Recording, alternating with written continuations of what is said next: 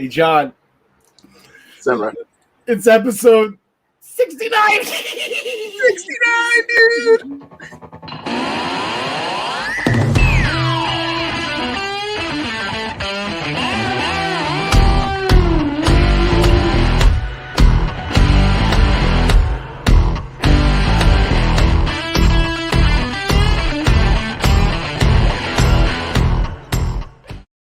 Ladies and gentlemen, I am telling you right now, we are in rare form today for God knows why.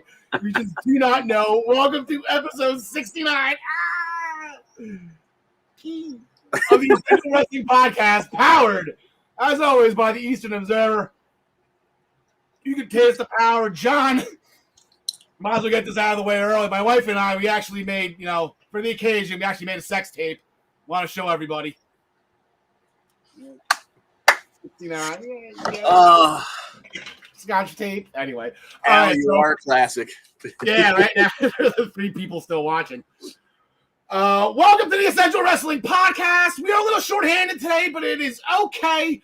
With us is John DeConnie, the first ever PWP champion, wearing a very shirt-specific for today's episode, Wild Stallions, baby. Yes, sir. I made sure last week I said I was, putting away the clean laundry, and I went like, oh my God, next week is episode 69. I took the shirt out and left. It's been sitting on my desk all week so I wouldn't forget to wear it. 69, man. Bill and Ted's Excellent Adventure, ladies and gentlemen. St. Demas High School rules. On today's episode of the Essential Wrestling Podcast, we had a Universal Championship match to pick this coming Friday on SmackDown. We have a huge 6-man tag team war last week on NXT. Rich Swann and Willie Mack got a huge win over the champs on Impact, but then got their asses kicked for their efforts. Gary Mehaffy is with us here today to discuss NXT UK and the grueling knockout / submission match. Rampage Brown, Joe Coffey 3. Hell of a trifecta. Actually, 4 matches if you count the one that Dragon won, but they're absolutely great. We're going to talk about that. We make our picks for this week's upcoming shows. As you can see the graphic, or you will see the graphics. And on the bottom on the ticker, you will see the match times once we get to those shows from last week's results. That is all presented by Ryan Joy and MinutesToBellTime.com. Ryan is not with us today. Like I said, we are shorthanded. As you see, we do not have John Smith with us. John said he might be able to chime in a little bit later via YouTube comments. So hopefully, John, if you're listening, we miss you. We'll see you next week. Ryan is actually up in the air probably right now. He's flying to Chicago for the huge week that AEW has, which we're going to main event the show with All Elite Wrestling, with making our picks for All Out. And, of course, those picks and this show is sponsored by ProWrestlingPick'em.com. Play against your friends. Play against the universe. And guys, she'll like it too. So that'll do it. Travis is he's on his way to Chicago as well. John, this is going to be our show. We're going to have Gary for a little bit. We're going to curtain shirt the show with About Last Night on Monday Night Raw. So let me see. We got we not going there. Let me get the match results. As I said, MinutesToBellTime.com. They do a lot of work. You can see down on the bottom of the screen. We got the match results. The time in parentheses is the time of the match. That's one thing that Ryan likes to do. So you get to see some match. You see right down on the bottom. We got to probably start off with this. The United States Championship match went over 20 minutes through 2 commercial breaks. And it started with Damian Priest in an in-ring promo to start the show. He decided to go the John Cena route. He wants to be a memorable, honorable United States champion, just like Sheamus was. Sheamus had all of his open challenges. None of them were for the title, but he had open challenges as United States champion. I don't think we can discredit Sheamus for that. So here comes Sheamus. Actually, he wants his title back. He came out. Then Drew McIntyre came out and said, you know what? I've never been United States champion. I want a title match. And then Bobby Lashley's name was spoken early in the match. And then Bobby Lashley and MVP come out. Then, screw it. RK Bro shows up. Long story. There was a mishmash. Words were said. Pierce comes out. 2 title matches booked John DeConnie. And what I thought was a very action-packed Raw last night. And these two matches, especially the U.S. title match, had a lot to do with it. Yeah, there wasn't a whole lot of talky on the show. We got that fantastic triple threat match for the United States Championship that, as you said, went more than 20 minutes. And it was back to what we had gotten leading up to WrestleMania. We got a lot of this, and we don't get a lot of it all the time, but it's definitely noteworthy when we get it. It's that old-fashioned big man violence. You had you had Sheamus, you had McIntyre, and you had Priest just beating the holy hell out of each other inside the ring and out. And it ends, and there were some moments there where you thought, like, all right, they just put it on Priest. Are they really going to let Drew take it from him? It is the one title he hasn't had, and they do like to do silly things like that, like give somebody a career achievement award like that. But nah, it's too early. It's too early. Well, luckily they stuck with what made the most sense. Damian Priest would eventually hit the reckoning on Drew after Sheamus had been taken out. He was on the floor, didn't factor in the ending. And Damian would win. He'd get the 1, 2, 3, and then we get a little respectful handshake between him and Drew afterwards. And, they parted ways as friends. Yeah, and congrats to WWE. You got me on this one. You got me. I knew Priest was going to win. And I knew they were maybe setting up Priest and McIntyre. And a good face-on-face. That's two big guys. Priest can match up height with McIntyre. Sheamus, all right, Sheamus will just take the pin. And, that's very good. McIntyre, after kicking out of 2 bro kicks, might I add. Yeah, I did not see Drew taking the pin in this one, so big gotta love it when they get big you. Win for Damian Priest. And you know what, John the Connie? We've heard it a million times. Vince hates these NXT guys. He hates them. NXT guys are screwed when they go to the main roster. They never get a fair shake. No, never. But that wasn't the only championship match. We had, the tag team champions on the line. And you'll see that on the bottom. I have it in my notes. RK Bro, they didn't fight Bobby Lashley and MVP. They fought the Hurt Business. They bring the name back. MVP wore the Hurt Business tights. I'm in on the back. That was awesome. Absolutely, yeah. We love when the Hurt Business does things in Hurt Business gear. And, you get that flashback to when that, the group that was fantastic, and for some reason they felt the need to break up. But you kind of had an idea where this one was heading. You figured MVP was there to take the pin, and he certainly did. He took a floating bro, and he took the 1, 2, 3. And then afterwards, Riddle would stand up, and before he even got a chance to celebrate, he got cut in half by a Lashley spear. Which was all just to set up for Orton to counter with an RKO. So moving forward, Randy and Bobby. Yeah, right. And Bobby was talking about in the opening segment wanting multiple gold. Randy's like, you know what? I like multiple gold. Riddle couldn't figure it out. Had to hold 2 titles at once, but then. But yeah, this is up Lash's alley. If you remember back in Impact, he was was TNA World Champion. He was X Division champion and the Grand Slam champion when that belt was around for a hot second. But Lashley did have all 3 singles titles in TNA about maybe 7 years ago, all at the same time. So I was actually watching at that point. The reason why I know that I watched that. Speaking of the world title picture, I guess Goldberg, he's got a change in plans. He doesn't want the WWE Championship anymore. Thank God. Now he wants Lashley's soul. He's got to have knee surgery. Maybe it's real. Maybe this was just a way to sell the actual surgery that Goldberg has to have. I don't know. But, like I said, Goldberg, Lashley put Gage in the full Nelson, maybe not knowing it was Gage. At least that's what MVP's saying. And if you watch it back, Gage did jump from behind and Lashley just reversed it, just knee-jerk reaction. Boom, put it in. So Goldberg's out for blood. Is this a WrestleMania match? Are we getting this at WrestleMania? That's where I already had 3 matches booked at WrestleMania, and now as of last night, this is one of them.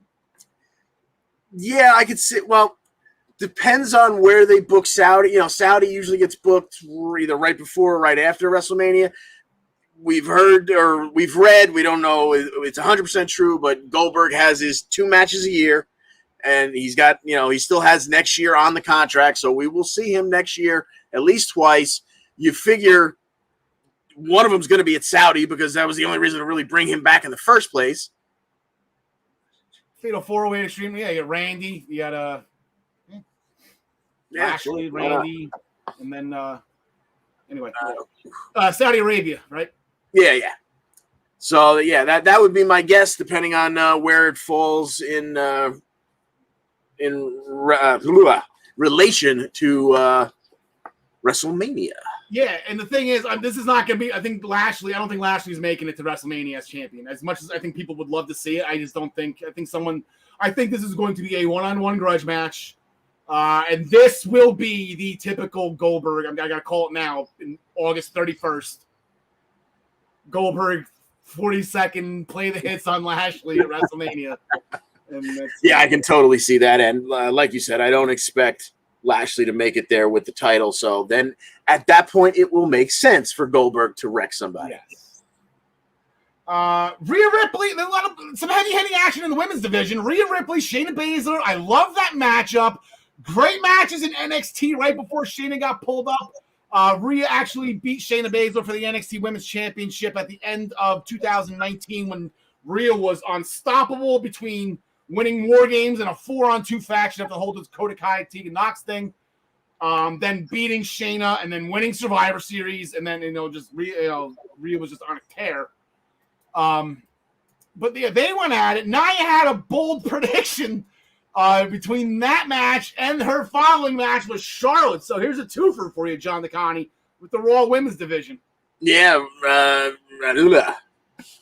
Jesus. Nia said she was going to splatter both her opponent later in the evening, and she was going to get involved in this match as well, and she certainly did. She attacked Nikki outside, almost immediately. All the distractions back and forth allowed Rhea. Shayna attempted the roll up on the distraction, and then Rhea was able to flip it over, and she could lock in the legs, small package. She got the reversal for the win. Rhea gets her hand raised, and then Nia attacks her, and she would eventually suffer a Samoan drop. And Nia is on the rampage. Yeah, she is. A missed opportunity by Nia, though, and I pointed this out on the Raw thread last night. Before her match with Charlotte, she's going to take her invisible crown and shove it up her behind. Okay, fine. Kids are watching. I get it. People are using a lot of curse words lately, especially in WWE. It's kind of WWE. She could have used hole again. She could have solidified hole as her word. Stick that crown straight up her hole. And missed opportunity. It was right there for the taking, and she totally right there for her face. It was irrelevant because John DeConnie said they had a very spirited matchup right after that between Nia and Charlotte. And I guess James Wheeler chiming in is. Yeah, you wonder, are they trying to make her the number one contender? Are they trying to pump her up? Obviously we've heard rumors, and we're pretty sure they're going to come to fruition that there's going to be a Queen of the Ring tournament. I can't necessarily see Nia winning it, but it would make sense to have a monster heel at least make it to the finals for the face to eventually go over. So they're clearly pumping Nia up for something, and maybe for both. Maybe she gets a shot at Charlotte after what happened last night, and then maybe she does go on to have a nice run in the Queen of the Ring. But as for last night, Nia would face Charlotte in a match that, as Al says, was spirited. A lot of other people would call it zero chemistry or a disaster. Some people call it a brain fart halfway through the match. Some people call it, two people who can't call a match on the fly because clearly they did not discuss this match beforehand. No. But it would end with the two of them slapping the taste out of each other's mouth, and eventually Nia getting her up for somewhere between a one-arm power bomb or a choke slam or a spine buster, whatever it was stiff. She spiked Charlotte into the mat, and then got a 1-2-3 clean victory over your Raw Women's Champion. Yeah, that was a clean victory using Raquel Gonzalez's finisher. So just Nia ripping off, Raquel Gonzalez there. But yeah, they just looked like they had a brain for it. They didn't know that they just started slapping each other and pushing each other. It was like, okay, they're getting a little spirited here. Like this is try to positive twist on it. They tried to play it off. It didn't really work out that well. But there were so many botches in that match. I don't like to call them out, but at one point Charlotte hit the ropes and came back. Nia didn't even turn and give Charlotte her attention. So Charlotte stopped short and then jumped onto Nia's back as it was time to take the Samoan drop. It just was so freaking awkward. But but here's the fun thing. I guess rest in peace to the champions contenders. Yeah. Cliche, right? That was not mentioned once for this match. I was looking for it too. So I think, is it officially done? I missed Raw last week. I was on my honeymoon. I had a very fast-forwarded wrestling weekend this weekend to catch up so I could do the show today, considering no one else wanted to show up. So I missed it. I didn't see anything else of a champions contender, but then I didn't really see too many non-title matches either. This is the only one that I've seen. So maybe done and done. Maybe they put that to bed. Maybe Vince will change his mind again and bring it back next week. You just never know. You never know. Got a bone to pick with Gary about his girl Dewdrop. By the way, I guess Dewdrop's going to stick with her name. He likes it. Piper Niven's gone. I guess if Piper's talking and there's still, I guess, Graves, or no one knew who she was before even. Okay, they're still going to play that. They're still going to do Piper dirty like that. But Dewdrop, she's come to terms with it. Going forward in WWE, this is it. It is Dewdrop, and the bitch jumped Eva Marie from behind before their scheduled match, and Eva Marie was not able to compete. I started laughing again because that was her whole thing before she left in 2016. Yeah, that was exactly the gimmick that made people absolutely loathe her. So let's bring it back. It is the most brilliant thing you could do with her. It is absolutely brilliant. And that's what made, there's other things, other reasons why I love her that will make me a chauvinist pig. But the fact that she just gets a reaction like she does from doing nothing. All she has to do is show up and the world burns. And I think it's absolutely hysterical. If next week she has a match scheduled, let's assume they're going to try and roll it back with her and Dewdrop next week. If next week she has a clothing malfunction, yes, the arena will burn down. At least as long as she's in it. Okay, we're let's just get through the rest of this, John. Kind of the Miz went back to Hollywood or something like that. Couldn't really hear Morrison what he was saying. So Morrison promised his acting coach that he was going to try to be the bigger man against the Miz. So if the Miz isn't there, he's just going to pick a fight with the biggest guy there just to make his acting coach happy. And I believe Omos had a great quote. Remember Omos's quote, Omos's quote? I do not. Sucks to be you. Something along those lines. So Omos dropped Morrison. I believe the bottom line says around 2 minutes. The double-handed choke slam. And then Xavier was, you got eyes on Kofi. This is a couple times now. Woods came out solo at SummerSlam.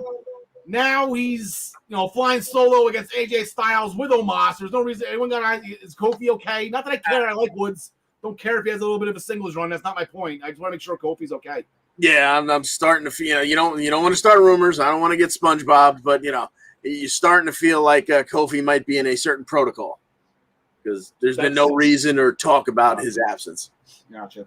AJ Styles defeated Xavier Woods with the calf crusher. Woods was so close to the ropes, just couldn't get there. Couldn't take the pain. Tapped out right next to him. Karrion Kross, the modern day gladiator. The warrior of the wasteland, Lord Humongous. I guess whatever. He's on TV. Whatever. Just deal with it. If I'm him, I'm pissed too. But let's just get through this. They're gonna make a great action figure out of him in that wardrobe. He's gonna have the removable helmet, just like the demolition figures. I mean, come on. Yes. It could be worse. He could be an evil dentist or something, and then have a Hall of Fame career right after. So everyone just needs to relax on the gladiator thing. It's Karrion Kross. He will be okay. He's got the size. He's got the youth. Eventually, he'll have Scarlet. We're good. That's the thing that's got me scratching my head. What are they waiting for to pull the trigger on Scarlet? Yeah. Karrion Kross defeated Humberto Carrillo after Doomsday Saito suplex Saito, followed by the Cross Jacket. The Viking Raiders defeated Ginger Beer. Wait, what? Oh, Jinder and Veer. Sorry, autocorrect on that one. My bad. Jinder and Veer. I'm sorry. After the Viking experience, and Reggie was flipping around at another local area park, avoiding R-Truth and R-Truth's puppy. It's funny. Is this getting old yet? I feel like this is getting old.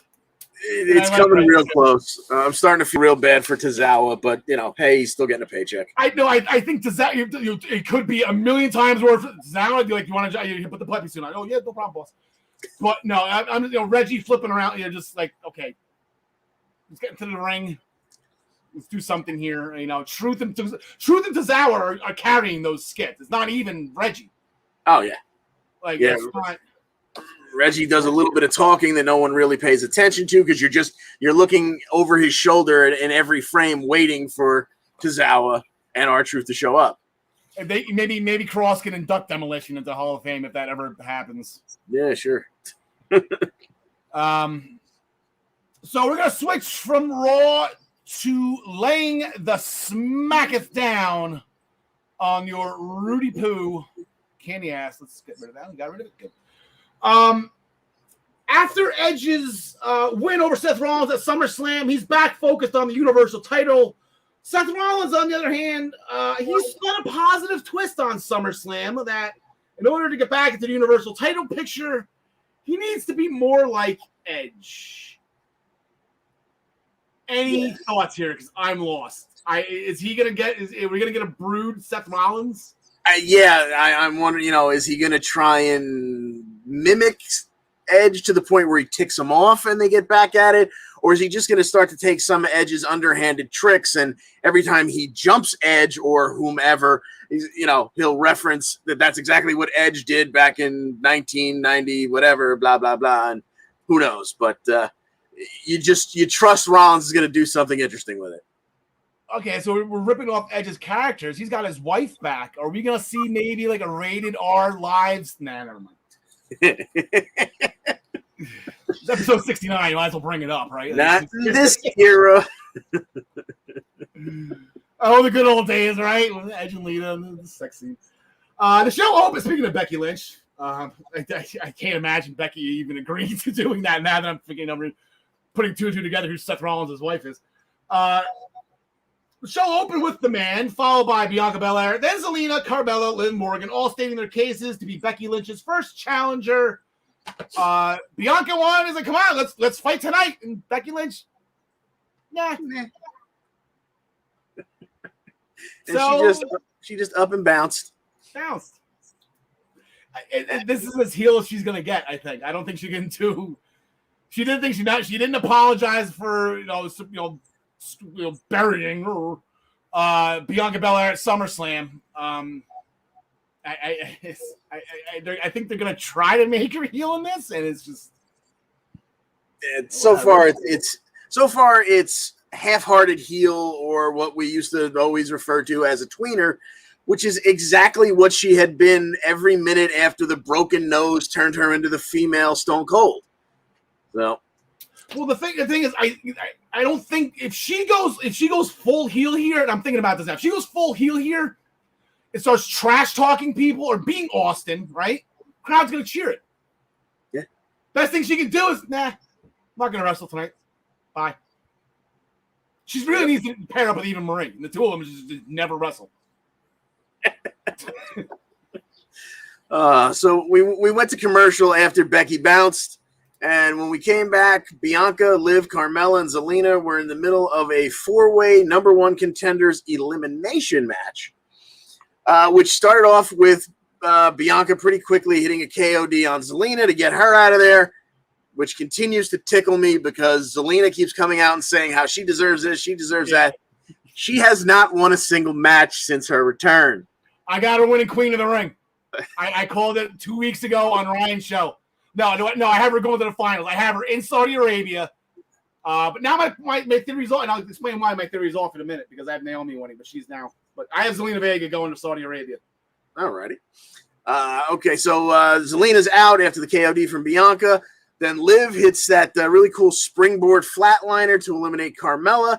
And you started to think, is this going to be the night for a Jersey girl? Are they going to do something interesting here and give us the white meat baby face, as the wrestling term goes, to go against this not quite a heel yet? No, another KOD would eliminate Liv, and we're just going to run it back with Bianca and Becky Lynch. Yeah, James has an interesting theory. I guess they're coming to Madison Square Garden soon, right? So maybe have Sasha return. Hopefully Sasha's okay. So as far as I know, I watch the Daily Wrestling News show religiously, sometimes twice, especially when I'm on it. I haven't heard anything about Sasha Banks, so hopefully she's okay. And that would be great. Triple threat: Sasha, Bianca, Becky. That's probably, I won't say my favorite pairing when they fight the horsewomen, Becky and Sasha.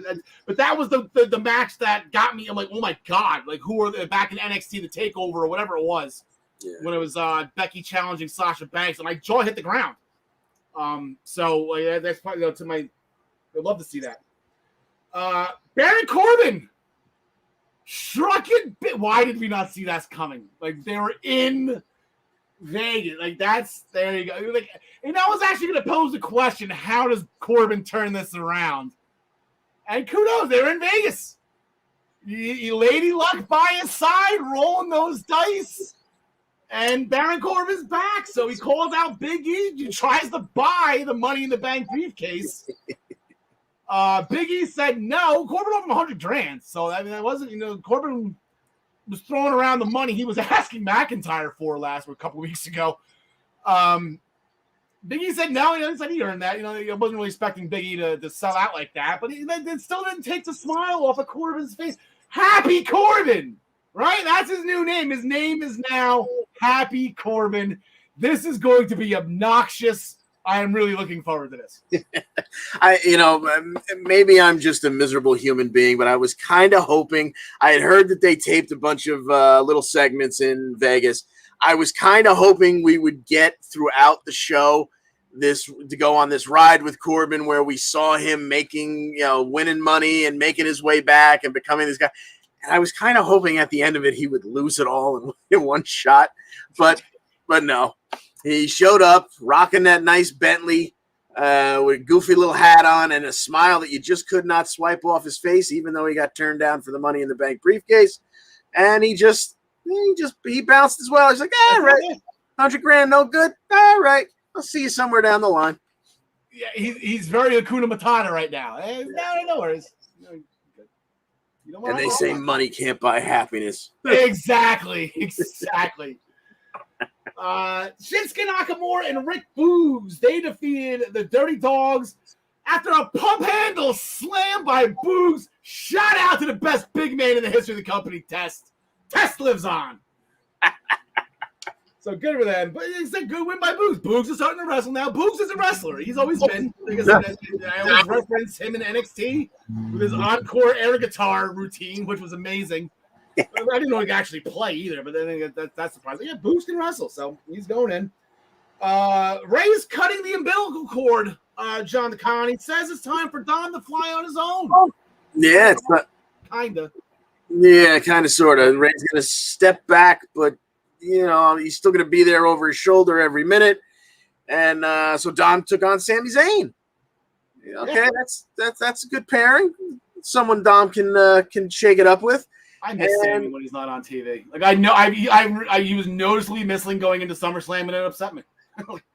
Absolutely, yeah, because even if he's not in the ring, he's constantly entertaining. Yes. So, although I don't know how entertained Dom Mysterio was when a haluva kick caught him all upside his grill, and a 1-2-3 would make Sammy the winner, Dom the loser. And afterwards, Dom, Dad was there to kind of pat him on the shoulder and say things are going to be okay, and Dom wanted no part of it. He went from kind of shucking Dad aside or just rolling out and walking up the ramp without Pop. So, we know it's coming eventually. When are we going to get to it? Yeah, there's really not that. I guess the Extreme Rules, the Saudi, they could. Yeah, it's gonna be interesting to see what event they choose to have this payoff, as they call it in the wrestling world. Cesaro defeated Chad Gable via disqualification. I have to again every time Chad Gable's in trouble, Otis just hops in. Otis has done a great change under the tutelage of Chad Gable, but clearly they're not working on patience, because every time Chad is in trouble within 2 minutes and 30 seconds of a match, Otis just goes, screw it, jumps in and beats up whoever his opponent is. And Naomi was traded to SmackDown. I guess moved to SmackDown. I didn't hear anything about an actual trade that Raw got anybody back. But Naomi was moved to SmackDown. Details of the transaction have yet to be released. Apparently, Sonya didn't get the memo on this one. All right, okay. I didn't. I have nothing for you. I'll see you next week. Bye. Yeah, she didn't get the memo, and she had no interest in discussing it with Naomi. No, she was texting. She was in a very intense texting, conversation. The thumbs were flying, even though she was on, looking at you like I'm looking at you now. She was looking at Mr. McMahon needs me. I'm sorry, Mr. McMahon. Yes, Mr. McMahon. Yes. So, before we send you away, John the Connie, Gary, you ready? Gary, I'm going to bring you in. I don't have the three-way graphic with you, I don't think, it's Emilio or whatnot. But, Gary, top of the evening to you. I don't like Dewdrop anymore. Well, she's a woman of taste, obviously, I can well imagine. It's like, although I would imagine, I will say, though, I would imagine that you and Dewdrop have a lot in common, because she, when she saw Eva Marie, was happy to attack her from behind. And I would imagine, to be fair, given episode 69, I would imagine that that's exactly the spirit of it, guy. I appreciate that. Naomi needs to join. I think that might be why she's there, James. Those rumors were flying out. Roman was asked that question in a meeting or an interview or something, whatever they call them when one guy talks to another guy. Roman said, "Yeah, she should be there. She should be there. She's family." Absolutely. Speaking of which, Paul Heyman backstage. There's some controversy going there. He stands with Roman. The backstage. Okay, there we go. That's what I'm going with. He was asked by I forget who the reporter was. Was it the Patriots girl? I don't remember. Asked Heyman ended the controversy. He's with the Bloodline. He stands with Roman, head of the table, done and done. That was easy. Stories put to rest. Here come the Usos, though. Usos wouldn't let Heyman in the locker room. They think Paul's full of what. So he didn't let Heyman into Roman's locker room to plan their family celebration. Roman, meanwhile, shows up acting like nothing happened. Paul, what are you doing? I gotta get my own door. I gotta get my own door now. What the hell are you doing? So, the family celebration. It was our lucky night. Not only did we get to acknowledge Roman as a tribal chief, he allowed us to acknowledge the Usos as well. So, thank you very much, Roman, for allowing us to do that. Gary, this is why I wanted to bring you in, because this whole mess was interrupted by your neck of the woods. That's the top guy. Always up there with Shane, but Finn Balor. He's not forgotten. He doesn't forget anything. He's worse than an elephant right now, Finn Balor. So he came out. He challenged Roman Reigns. He doesn't want to wait till Extreme Rules. He doesn't want to get jumped in line again like what happened at SummerSlam. So this is going to happen this Friday. Baron Corbin's rich. He's not going to interfere. This has nothing to do with him anymore. So I can't imagine this match not happening. So we got Roman Reigns. We got Finn Balor. We have the Universal Championship. Gary Mehaffy, who do you have in this one? I want to say Finn, but I'm not going to. I mean, I would imagine that I don't think Roman will necessarily win clean. I think there'll be some sort. I don't think they'll just bring Finn in to give Roman a good match and go, "Thanks, Finn, away the back there. You've lost me." I do think that there'll be some sort of schmoz, something will go on. I would love to see Finn Balor turn heel at some point and have some sort of Bullet Club-esque type thing. I don't think it'll happen. There's too many big names and good heels on SmackDown at the minute. But maybe if they do all these trades, if we have the when they kind of rearrange the rosters or whatever, he might get shifted. And on a big debut on the brand, say he got moved to Raw, I could see something like that happening. But I do think I think it will be a pin. I think Roman will pin him, but I think there'll be something happens to cost him it rather than just straight. But unfortunately, but it'll be a good match because Roman in big matches especially does deliver, and Finn Balor's just brilliant. So yeah, not that I'm biased, obviously, but I got him passing out here. It's not going to be a tap out. He's going to get it's not going to be a clean fight. Sean DeConnie, Usos are going to be well involved. Maybe Heyman gets involved just to try to prove his loyalty here. I don't know, but I got Roman by pass out. Yeah, I think that's probably a high likelihood. And like you said, the Usos will be there, so they will likely get involved. Wouldn't it be funny if Heyman tried to get involved to prove his loyalty and, he picked up a chair or something like that and accidentally hit Roman with it? And the Usos then had to save Roman by interfering and messing with Finn. But one way or another, I do not see Finn getting his hand raised, unfortunately. Yeah, Roman Reigns yesterday passed 365. He's on day 366 as of today. Staying with this, as I mentioned earlier, I have 3 WrestleMania matches in mind. Obviously, the rumors going around Rocky's coming back at Survivor Series. I think we'll probably get Rocky and Roman for the Universal title at WrestleMania. Finn Balor is not letting this John Cena thing go. This is twice now. Balor's like, Cena, I will forget about you. I will get to you. And if Cena's not going to be back until WrestleMania, Cena's like, hey, how's everybody going? John Cena, yay. And Balor is going to be 5 steps behind him, sprinting. So, yes, so Gary, you're right. The heel turn that Balor is definitely, it's going to happen at some point because he will be the heel.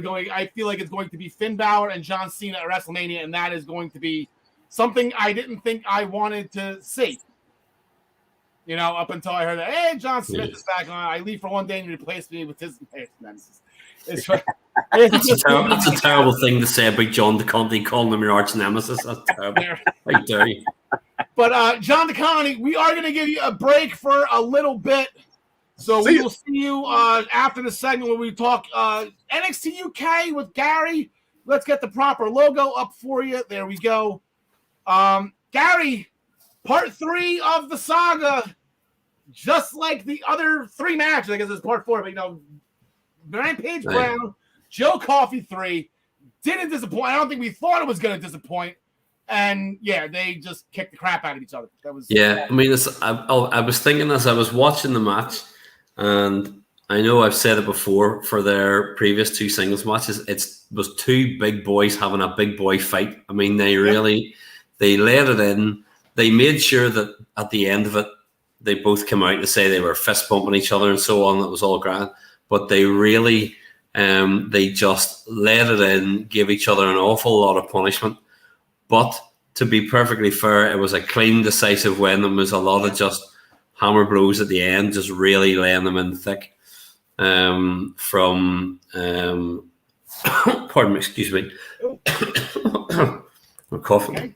Yeah, something caught in my throat from Rampage Brown to take it in the end. So it was a good, decisive victory, but one not by any means that Coffey wasn't buried by it at all. He really was made to look that he was a real big hard man. But you could see, although they did fist bump at the end of it, he did have this resigned look in his eyes, kind of like, how do I come back from this? What do I do? So you can see that there'll be that sort of, I'm not saying redemption storyline for Joe Coffey, but you can see coming off this, somebody's going to get a hiding in about 4 weeks' time. Yeah, Joe Coffey's not going to be happy about this. No. I don't think Wolfgang and Mark screwing around with their little side bets, just going around slapping people, challenging people to duels. I don't think that's going to fly. But Rampage, now does he get first cracking Dragon off after this? We saw the new champ. His first words, long live the Czar. So he's going with that. He's going to appear on NXT tonight as well. Yeah, so he's going to be on the show tonight, which I'm glad at. We were talking about that last week and saying hopefully that he would, and I'm glad to see that he's making an appearance before obviously coming back here for the tapings. I don't know whether they'll go straight to Rampage Brown or not, or whether they'll have kind of somebody else in between to have a match, and almost as Dragunov finishes fighting with them, that almost Rampage comes and taps him on the shoulder and goes, "Hello, big boy, I'm here." And then they start to lay the seeds for that, maybe heading towards the new year, maybe head towards that. But we'll see if they can hold off that long. We'll see how they go. Well, they have to wait till he gets back over to the UK. I mean, I know they tape stuff ahead of time, but he's over stateside. He's not fighting anybody over in the UK. So I mean, I guess there's going to be people waiting. But I guess Rampage will be at the front of that line after that win. In the women's division, she got her ass kicked, Gary. I knew you were smiling the entire time. brutal British strong style. This was everything that you guys are famous for. Effie Valkyrie. I thought Ginny was going to. The selling, even Ilya Dragunov. I was telling my wife this, before we watched the back of TakeOver. Like, the guy Dragunov you're going to watch right now, like, you think he's dying every time he gets hit. Like, the way he just screams and the look at it. And Ginny does the exact same thing. Like, you think she's dead. Or being stabbed visually. So, beautiful, hard-hitting match. Loved every second of it. Connor's locked in the cage. He was out of the picture. Good job. Yeah, I mean, it really was. I mean, I've seen Aoife have a few matches like that on local independent shows that were kind of hardcore type matches. I knew she could go. I knew she could do it. And I did have that feeling of going, okay, how hard will Jenny go on this? What's going to happen to her? But I will give her due. Fair play to Jenny. It was, both of them were taking bumps. Both of them were taking their licks. I was glad to see Aoife come out. And I think that it'll move her further and further up towards Mako. But definitely it was great to see it, and fair play to them both. They pulled out a really top match, as you said. We had a lot of women's division stuff, so I'm going to keep on rolling with it. Isla Dawn has a little bit of a collection going. A watch from Amelia McKenzie. I still don't get that. I missed that. I don't know if they go back and find out what the watch deal was with. Maybe we'll find out eventually. Maybe that's just Easter egg, as they say in the Marvel world, or in any world. To find out what that was. But she got a strand of hair from Danny Luna as well. Not sure what the end result is going to be with this. Maybe she's going to get something from each wrestler to form a super wrestler with everybody's powers combined, and she's going to be the one that beats Miko Satomura. It'll be like the evil Nikki Ash. It'll come out of it. Yes, exactly. Amal tried to get Miko Satomura for a rematch. But speaking of Amelia McKenzie, she was right there in the way. This match was not signed. Maybe in like 2 weeks, we'll get this Amal and Amelia McKenzie. So we'll talk about that then. The match that we are going to get next week, we have Nina Samuels, who went to Sid Scala, saying NXT needs more Nina. That's a fair statement. And she wants to right the wrongs from a few weeks back with her loss to Amal. So she's going to get Blair Davenport. She wasn't too happy about that. I was kind of like, yeah, that sucks. Yeah, screaming outside the door. For Monday. Yeah, that's It's like stepping up, going, look how good I am. I'll take on anybody. All right, her. Okay, right, okay. But what I actually really like about that is not as if he said, okay, we'll give you Mako, and she goes, oh no, you've given me the champion. Oh no, that's terrible. She's so tough. By giving him Blair Davenport, it's almost a nod towards going, okay, we all know that's Bea Priestley, and we all know how good she is. For Nina to go, oh no, but I don't really want her. She's nearly too good. And you go, great. It's building Blair Davenport up to go, okay, this girl is good. This is the direction we're heading. And so, again, laying all those things in, whether it's Amelia McKenzie and Mako way down the line, whether it's, that Blair Davenport and Mako way down the line as well. So they're sort of starting to layer all these things up. We've said that before about NXT UK, particularly for the women's side. They really do kind of go, okay, let's build you up, give you your time. The same with Amal. Amal, all of a sudden, out of nowhere, you go, oh, you've got a win or two. But all of a sudden now you're like, oh, that's why you got that. Okay. They layer it up really, really well. We have the NXT UK Heritage Cup tournament in full swing right now. Kenny Williams defeated Oliver Carter 2-1 in the fourth round. It took 4 rounds for Kenny Williams to get it done. Stainless steel water bottle to the head to get to the deciding fall. Which made a great sound. Dar in the semifinals in a couple weeks. We have Nathan Frazier and Tio Man this Thursday.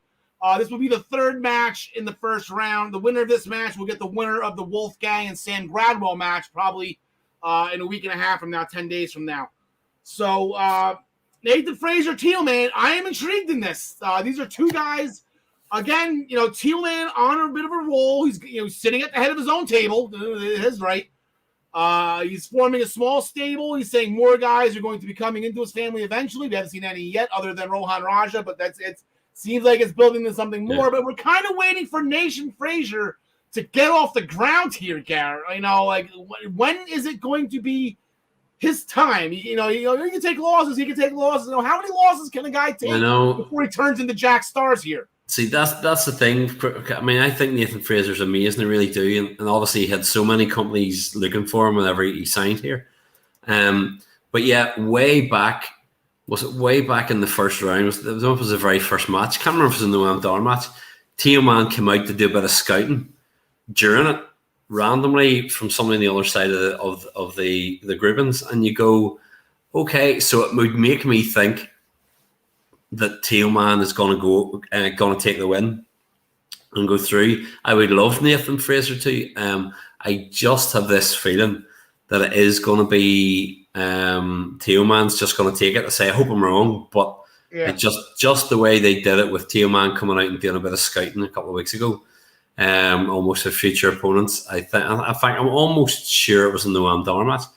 Whether that's where they're going towards the finals or whatever, I don't know, but.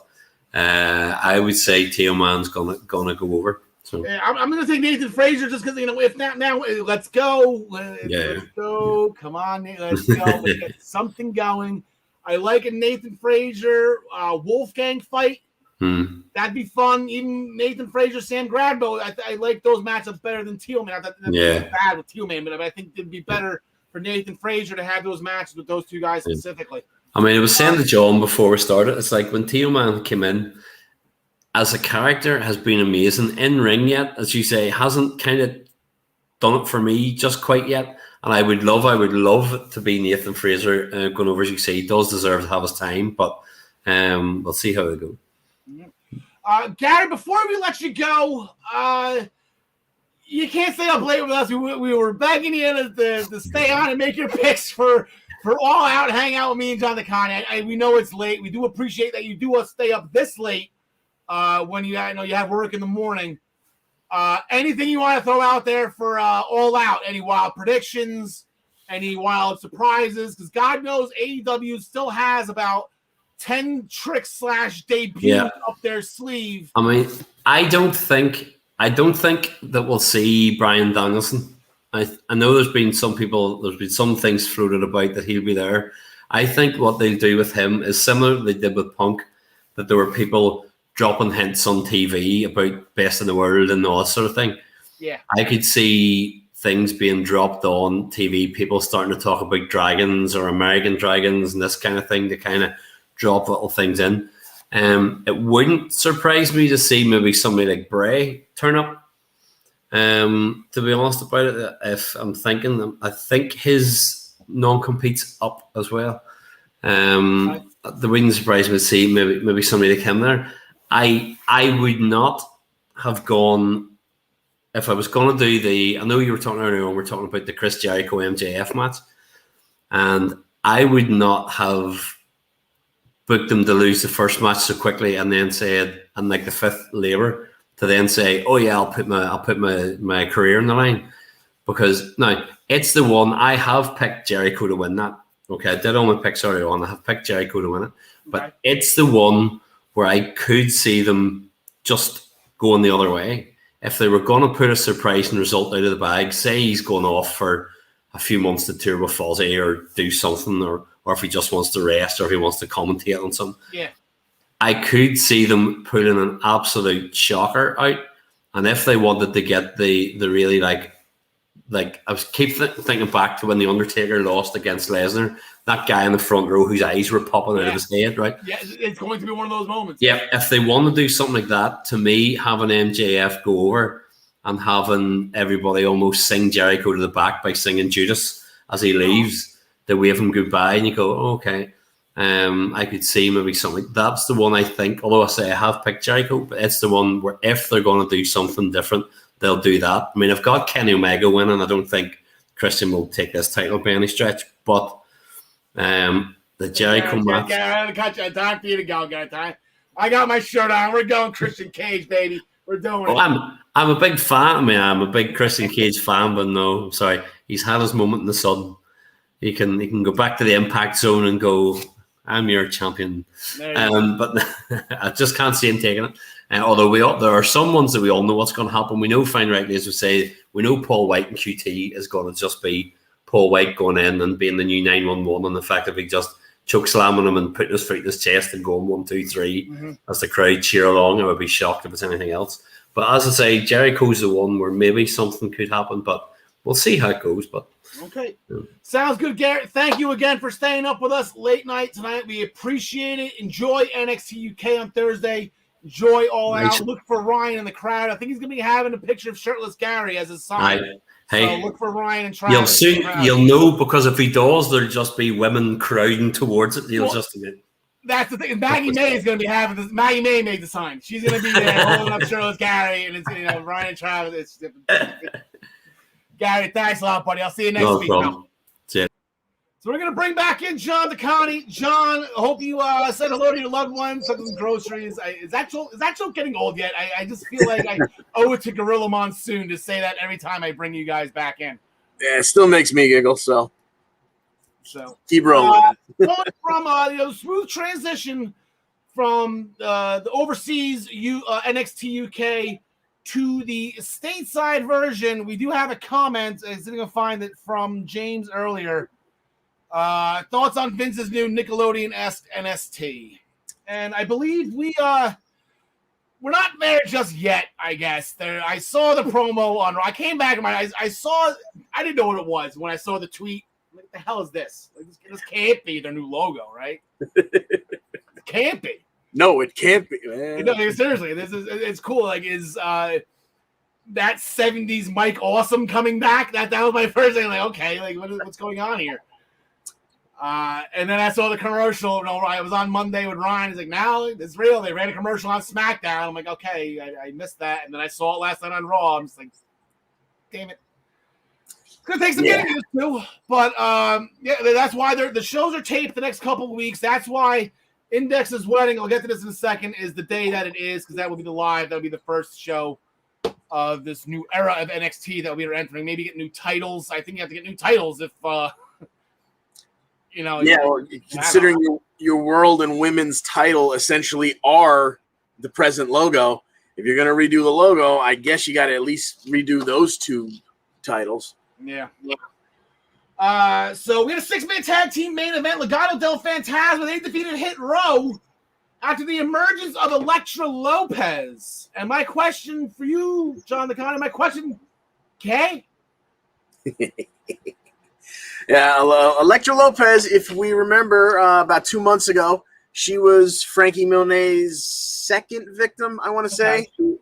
And it sounded familiar. Yeah. And that evening, I remember saying to myself, I hope we get to see more of her in the coming months. But I had totally forgotten about her. And I had made a comment in the conversation threads on Minutes of Bell Time that B-Fab has been the difference maker here. Legado needs to find themselves a lady to take her out. And that's exactly what Miss Lopez did. Yes. She took B-Fab out with the same lead pipe, I imagine, that B-Fab had used the week before. And that would allow Santos to roll Swerve up with a handful of tights and Legados to go over Hit Row. And then they would pose at the top of the ramp, very proud of the new addition to their familia. Yeah, I can't even sing the I can't sing it. Terrible, right? So now there's going to be in 4-on-4 at some point. We're going to have maybe some 1-on-1 with B-Fab. We haven't seen B-Fab in the ring yet. Yeah, I feel like she went off a couple matches here and there to build herself up before she joined Hit Row, or even during Hit Row. I think the only thing we saw her do was dribble a basketball for $1,000 that she took from Cameron Grimes. Got rich. To be considered, that's going to be fun. This feud's getting good. This feud is getting real good. I like it. Our new NXT champion, Samoa Joe, in-ring promos, not looking to celebrate, but looking to see who's going to step up first in the land of savages. God damn, he's so good on the microphone. No surprise, it was Pete Dunne, who's been after the NXT title for quite some time now, but also LA Knight, followed by Kyle O'Reilly, who was attacked by Ridge Holland, and then Dunne tried to attack Samoa Joe, but then he was dumped by Ciampa, and then Knight was the one that actually got to Samoa Joe. He got that bleep show. And now he got a bleep show. The land of savages that Samoa Joe is talking about is in full effect. Any thoughts on who's getting the first crack here? I think it would be a shame if it wasn't done for the simple fact that, okay, once again, rumor mill, but supposedly his contract is coming up. Yeah. And if he's looking himself in the mirror, he knows he's not what WWE's looking for. I mean, as much as he has put on some amazing matches, a lot of that locker room in NXT that's put on amazing matches knows that their time is coming to an end for the undersized guys. So I would hope Dunne gets that first shot and maybe even takes it off. I don't know what the plan is for Joe. If he's legitimately back full time, is he eventually going to go back up to a main roster? Is he going to go back to being, not bodyguard, but muscle for Regal? I don't know what the plan is, but I hope it's done first. Was this the original plan, you think? Was it Joe supposed to be Cross, or was this just like Vince is like, get the belt off him, I need him? I got a helmet that needs to be worn. That sounds like, it sounds like that. I have a helmet, damn it. It's good bleep. The show opened with an in-ring promo with Cameron Grimes and Ted DiBiase, and Cameron's question for Ted was, where does Grimes go from here? As I was supposed to go cue John Smith in my notes. So, John, you want to do it? We'll do it together. And then later in the night, Cameron decides to give the belt back. Everything's over. Cameron gave the belt back to DiBiase. DiBiase one last, swerve on Grimes. Gave him a bogus belt back. With a smile, I said, damn you, Ted DiBiase. So that was a perfect bow. Yeah. And bringing Ted, we got Ted DiBiase for like 2-3 months that we didn't deserve. We got to hear that music again that we thought we'd never hear again. We got to hear the music. Nostalgia. We got everything. And thank you. Thank you, Hunter. Yeah. Thank you, Sean. I'm going to quote Ric Flair here. Thank you, Hunter. Thank you, Hunter Sean. That's right. We got to hear that laugh. We got to hear that music. We even got to see the man sink in the $1 million dream last week. It's very rare when you can say this, especially about the WWE product, not to go negative, but every single step of that entire storyline, from its inception to bringing in the $1 million title, to the two fantastic matches between the two guys, to Ted in his super stretch, leaving with the $1 million title, every bit of that was perfect. There was, if you found something to bitch about anywhere in that storyline, turn your TV off, stop watching wrestling. That was perfection. They're too small, they're too old. And here's the fun part. And they're too Impact. You have a former Impact X Division champion and a former Impact World champion. Impact is all over, sprinkled everywhere in WWE. And the guys are shining. And Eli Drake and Trevor Lee absolutely shine when given the platform. I mean, I knew LA Knight would, but yeah, that was absolutely perfect. The breakout tournament came to a close, John Connie. You got something to say about this one?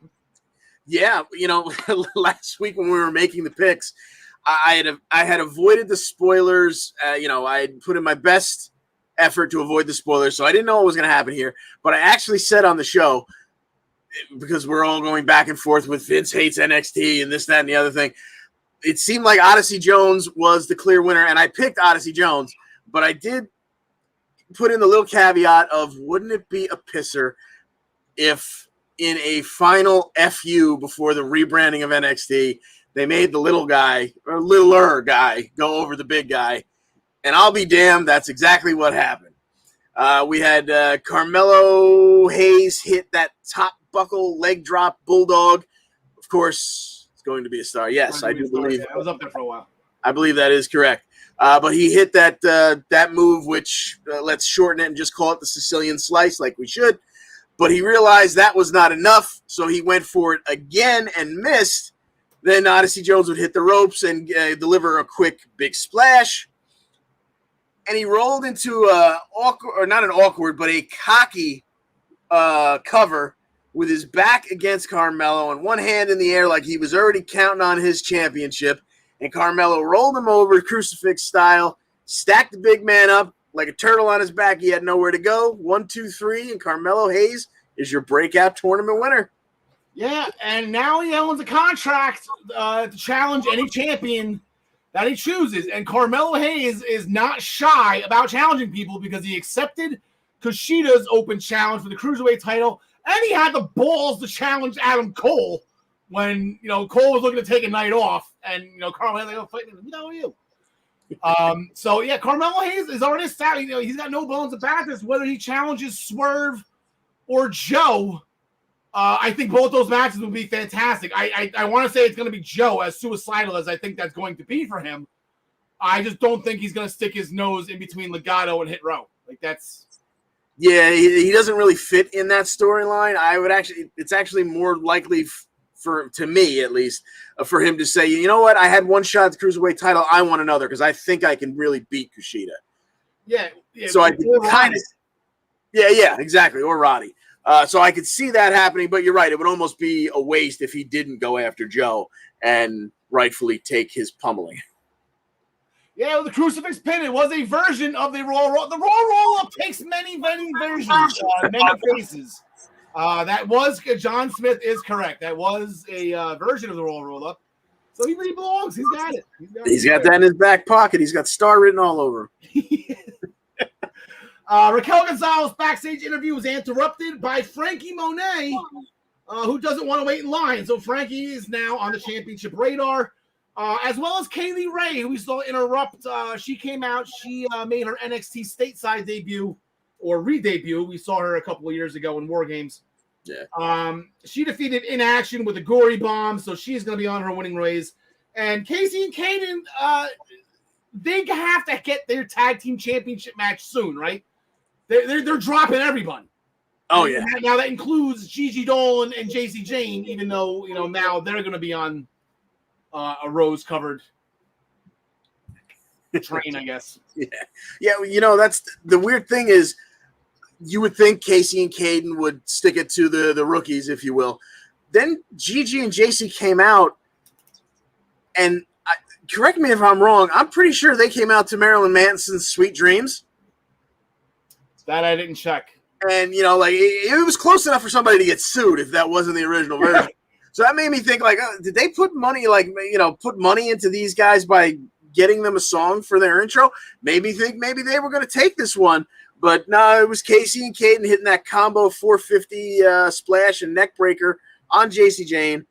Casey would make the cover, and then they rolled out and got right in, not in the faces of, but they went right to the announce desk so they could be overheard on the microphone saying, "We want our tag title match." Yep. And it's got to be right down the road somewhere soon. Yeah, and then I haven't really seen any update. I said last week I didn't see any type of fun comical thing with Io and Zoe, so I don't know, maybe they took the week off. I have no idea. Yeah. But Mandy Rose was backstage with a dejected Jane, JC Jane, and Gigi Dolan. Told them to come with her and never look back. And so they did. I guess I would do the same thing. But they hesitated, but they eventually went with Mandy. So, speaking of inaction, Boa. If you look on the bottom of the screen when it scrolls by, 1 minute, Boa took a loss to inaction in 1 minute. A guy named Zion Quinn, I believe his name is. Yeah. Mei Ying she lost Xia Li. Now, Boa, his second match from the breakout tournament 2 years ago. And, he's on the losing ways, beating guys we've never heard of. Boa's in trouble, I think. Yeah, well, it's never a good start when an ominous figure who's there to, mentor these underlings. She's the distraction that causes her own charge to lose. So, she was busy distracting her own guy, and that's when Boa, got the flying forearm to the mush. All right, so we're gonna pick some matches here, John. Let's get into the swing and things. All right, this tonight actually. Whoa, well, that's the wrong company. Behind the scenes at the Diamond Mine training facility, we see Roddy instructing the Creed brothers. As Malcolm Bivens tells us, Roddy will have another open challenge to send a message to Kushida. That match, I guess, considering the last message sent via the open challenge, didn't work out too well when Roddy lost to who did he lose to? Roddy lost the last time. Dragunov. Yeah, it was Dragunov. So this time it's not going to be a surprise. Iki Manjiro, who was in this year's breakout tournament, he accepted. Iki Manjiro, from what I've seen, I think he's 0 for NXT, and I kind of want to say he's been doing 0 for 205 Live as well. So that doesn't make this a very difficult pick. I think I'm going to go with Roderick Strong. I think at some point in time we get a little hockey fight if Ikiman hasn't gone away from the Blazer gimmick. I think Roddy will pull that up over his head, throw a couple knees in there, a couple punches, and eventually Roddy will get the win. I had the same thing. I have no reason for Roddy to lose, especially when he's got a championship match booked, guaranteed coming up. And he said a lot of us, before we realized that match was being canceled, a lot of us had Roddy. So I don't know if my mouse died. Uh-oh. He moved my mouse. Oh, there it goes. Yay. Behind this, I have to say, I already did that one. All right, so Duke Hudson stepped up to Kyle O'Reilly in the back, took a smack for doing so. Then they had to be pulled apart for brawling. Now, Kyle O'Reilly was, I guess, holding his rep. He's still hurt from his fight with Adam Cole, but then he got into the scrum at the beginning of the show with everybody that was in that whole Samoa Joe thing. But all right, so we have, we're 2 matches in on the show. We got 2 guys from the breakout tournament in matches here. So here comes Duke Hudson. Yeah, I think O'Reilly's still favoring the ribs, and Hudson's finisher is the Wasteland or the Winds of Change that was taught to him by Mr. Bad News. So I would not be surprised. I'm gonna go with Duke Hudson. I wouldn't be surprised here to see him take a win over Kyle. O'Reilly's banged up. I don't think they. Dude, Kyle's gonna go for the world title. Are they gonna do him dirty like this, losing to freaking Brenton Dink? Duke Hudson, a guy that didn't even make it to the final of the. I don't know. O'Reilly he's going to be really, really hurt if he's losing this match, and they really have to sell that. Like, maybe you have Hudson have him kick his ass in a minute. You have Hudson jumping beforehand. Maybe hit him with an illegal object in the ribs or something like that, and then Riley doesn't look bad taking the pin. Yep. Last week, Rick Holland defeated Timothy Thatcher after a side Michinoku driver. Post-match, Holland made a move on Ciampa, who was checking on the injured Timothy Thatcher. So Ciampa came up swinging, eventually attacked by Lorcan and a returning Danny Burch. They are in full. They need a team name, but Team McAfee, or the Kings of Wrestling, I think they were once called way back when with Pat McAfee. They are in full force. Thatcher out indefinitely after taking a baton to the throat. So now Ciampa, as we said earlier, he came and he was jumping Pete Dunne. Ciampa's just all over this 4-man faction, but he's got to fight by himself because apparently Thatcher's out for quite some time. So we got potentially a 4-on-1 here, John Connie, and a 1-on-1. Yeah, and for that reason, now granted, I don't think Rich Holland's going to lose for a little while anyway.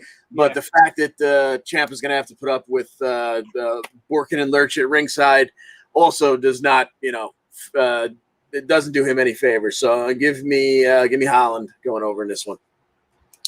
You got to keep this in mind. And when you said it last week too, they never lost the tag team championships. So we're going to have hopefully some point soon, a quick title rematch. We get them with MSK because MSK is not doing anything right now.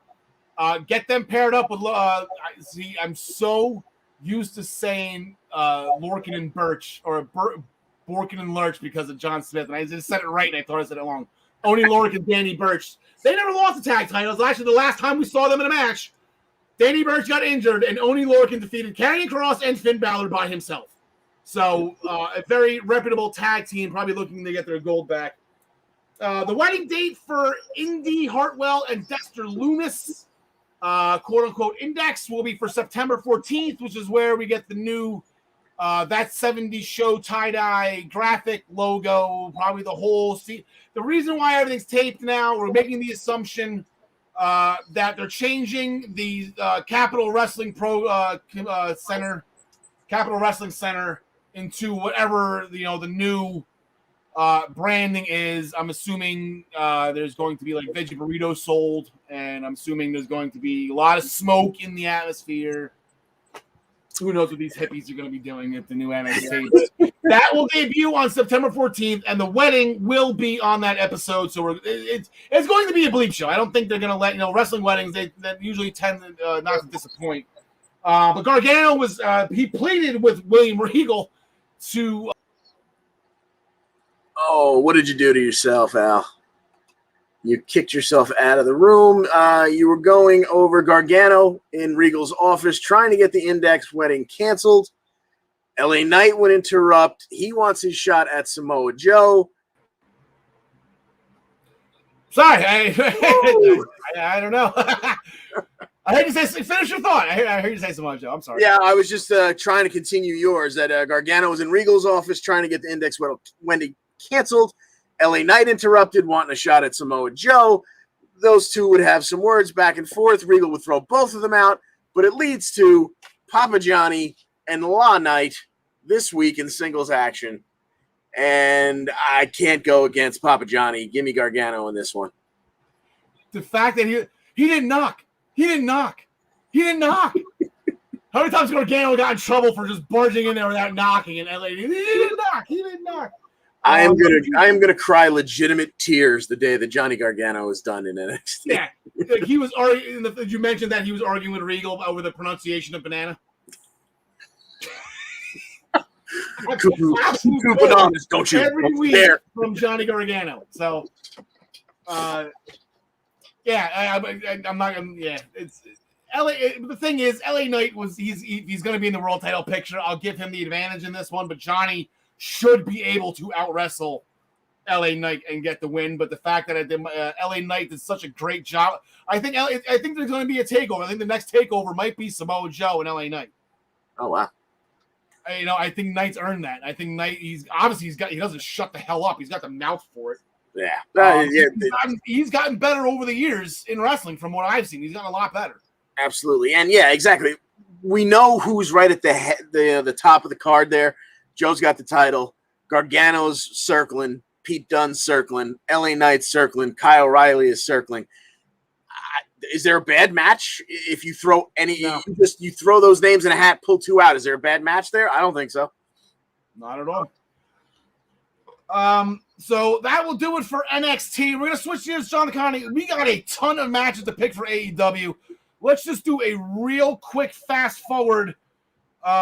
John Smith, he's very interested in seeing Gargano and Knight tonight. Or as Wheeler, I'm sorry, that was John Smith.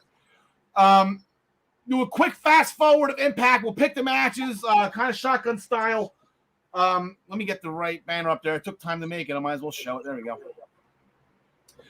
Rich Swann and Willie Mack, they defeated the Good Brothers when Swann used the roll. The Raw is still strong in Rich Swann. I love it.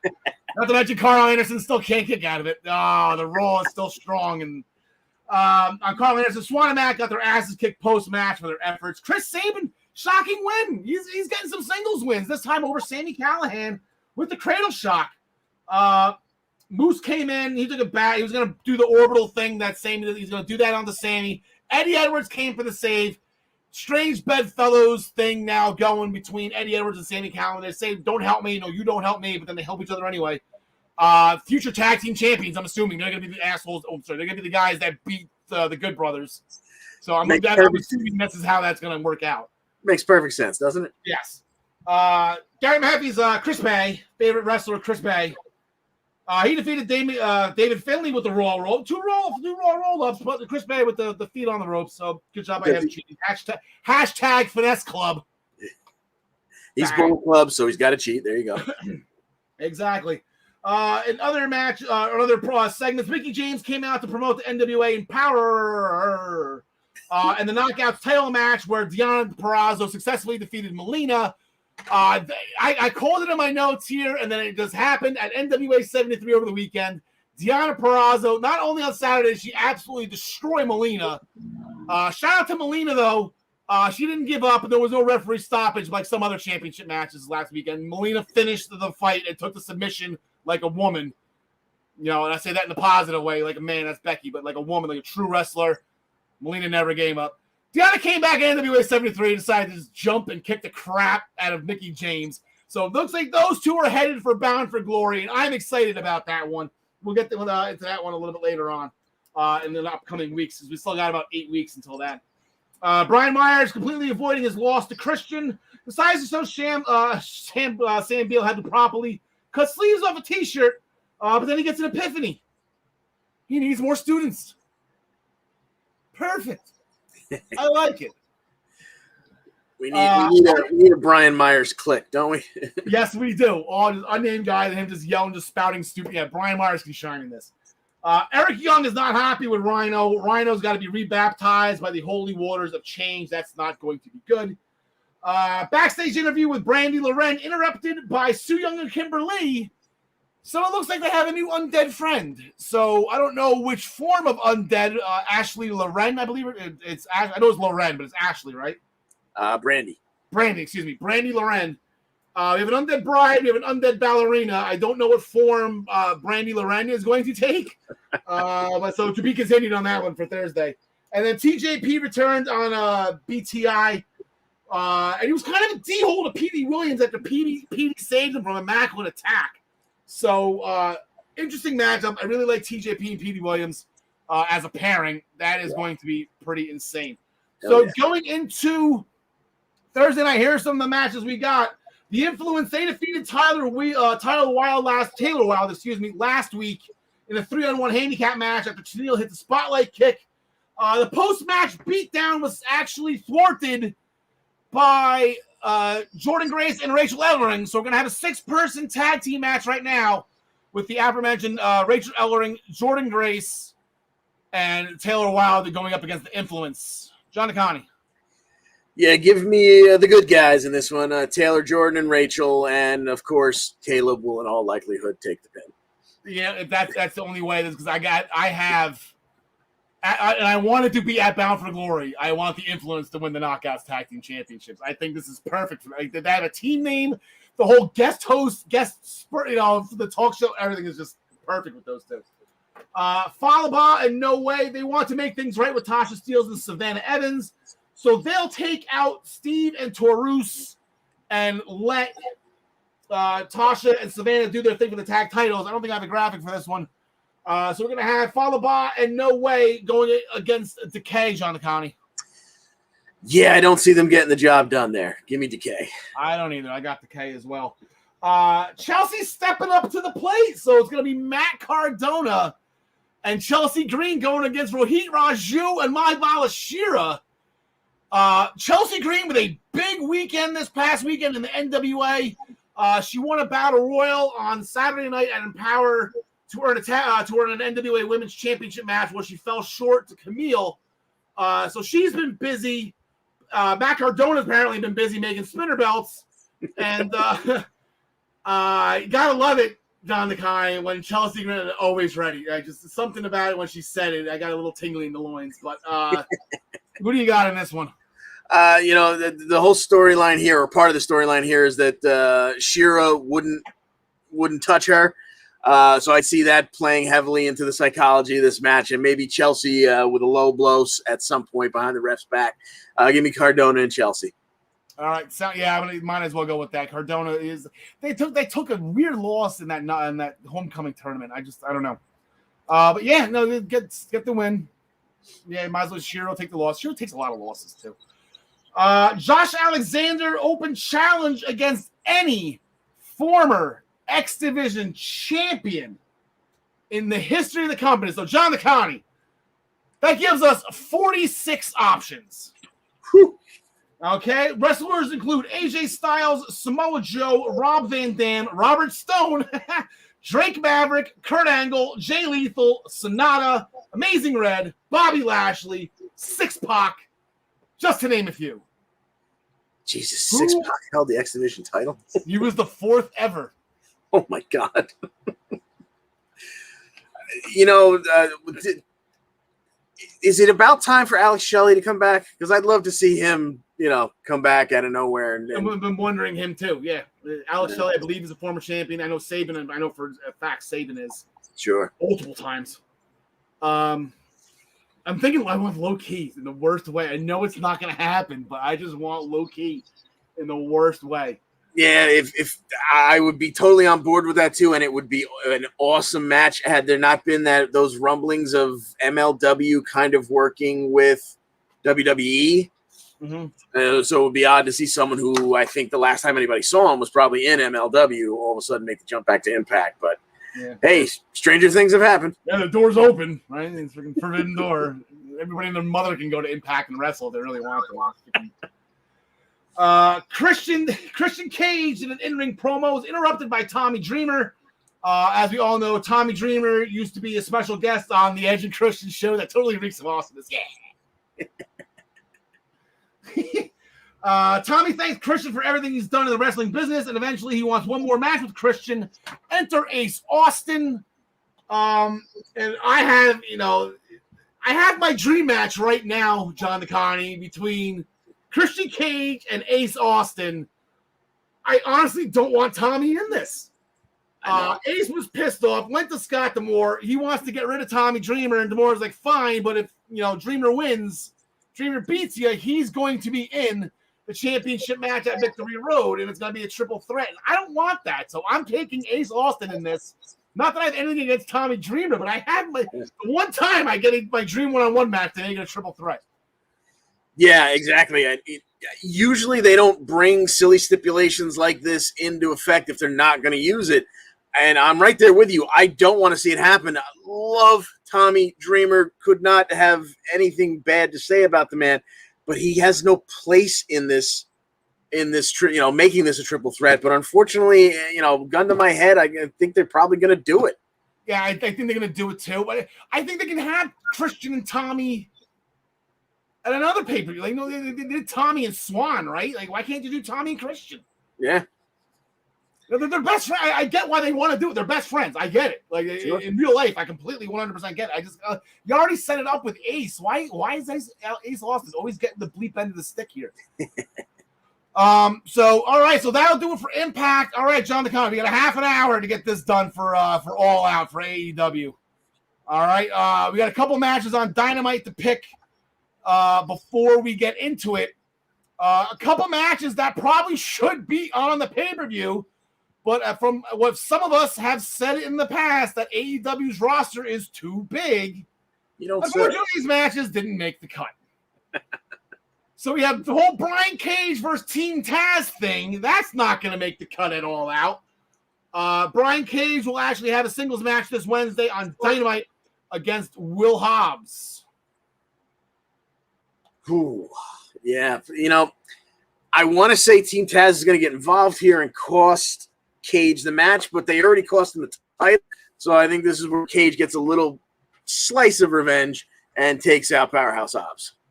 Yeah, I think he's got to beat Hobbs. If this was Starks for the title again, who knows? He's got to beat. Got to be Powerhouse. You got to get back on the winning streak. You just lost to Adam Page. You just lost to Ricky Starks. You're a better wrestler than both of them, and you're a better wrestler than Powerhouse Hobbs. So let's prove this. How about that? We got again with the Best Friends and the HFO. They've been having serious issues lately. So we got Jack Evans representing the Hybrid 2 and the Hardy front office. He will be going up against Orange Cassidy.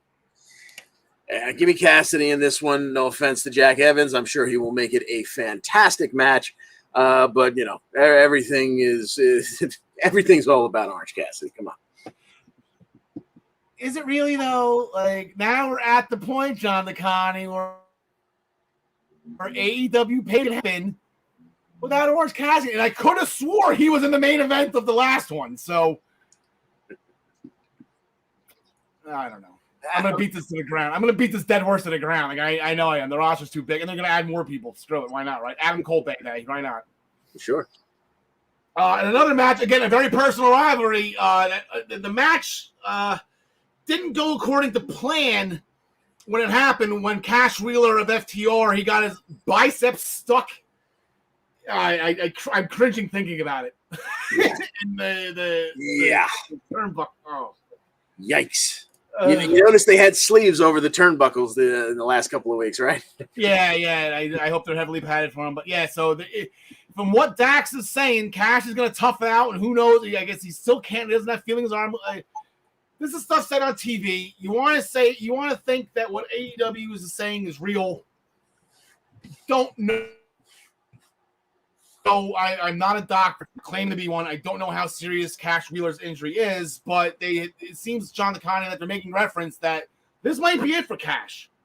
Yeah, I am praying this is 50 to 75% storyline, and that he doesn't actually have irreversible nerve damage, because to lose those two as a tag team with the amazing matches that they have given us in the last couple of years would just be heartbreaking. But because the storyline, all the sympathy falls on their side of the fence, give me FTR to take this one in the hopefully not case that this is the last time we see this matchup. I hope it's not the end either. I just think I think that this is just a replay, or I wouldn't call it a reboot in the movie business. Santana Ortiz was supposed to win the last match. They did win the last match. It's the fact that match fell short of everyone's expectations, that this is just in an effort to give us those expectations, meet those expectations for us. So I still think, I think the end result, we already know I feel like we already know the answer. It's going to be Santana Ortiz. Maybe they flip it. Who knows? Maybe they're supposed to have a series of matches, but then again, AEW doesn't repeat matches, right? But again, AEW known for their tag team division. The two best teams they got, they're not at the pay-per-view. Is the horse dead yet? Let's get to the pay-per-view. The horse is dead. Let's talk about the guys that are good enough to be at All Out. First, if you go to ProWrestlingPick'em.com, play against us in the Essential Wrestling Podcast pool. Here are our standings going into Sunday night's show. Ryan Joy had a hell of a weekend, and not as good as you did, John DeConnie. But Ryan had a very comfortable lead going into that weekend. He kept it.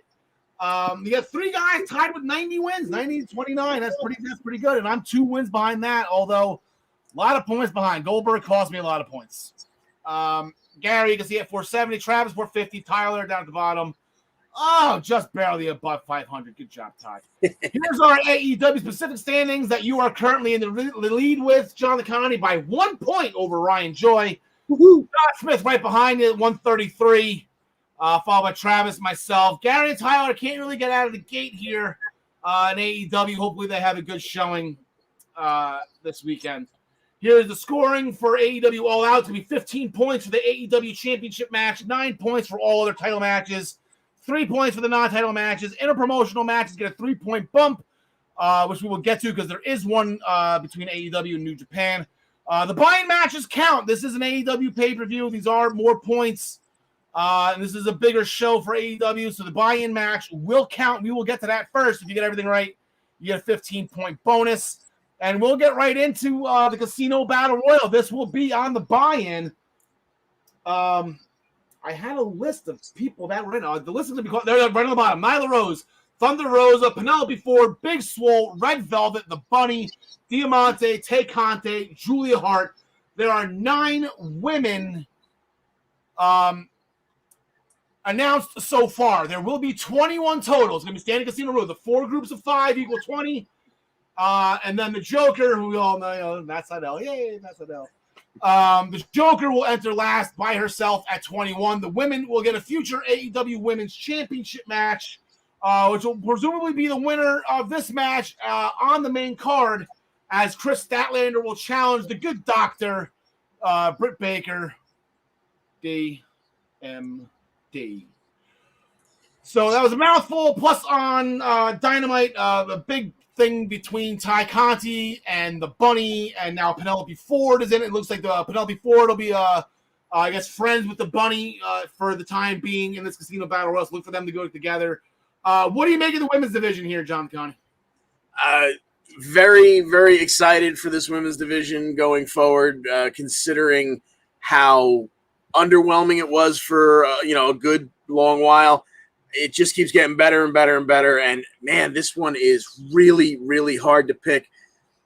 I'm gonna pull one out of I don't know where, but just because I think the next challenger for Britt, like I want this storyline to happen. I want to see this again. So I'm gonna go with Thunder Rosa. Yay! That's what I got too. Thunder Rosa, man. Get Thunder Rosa. She's under contract now. Like she's actually allowed to win the championship.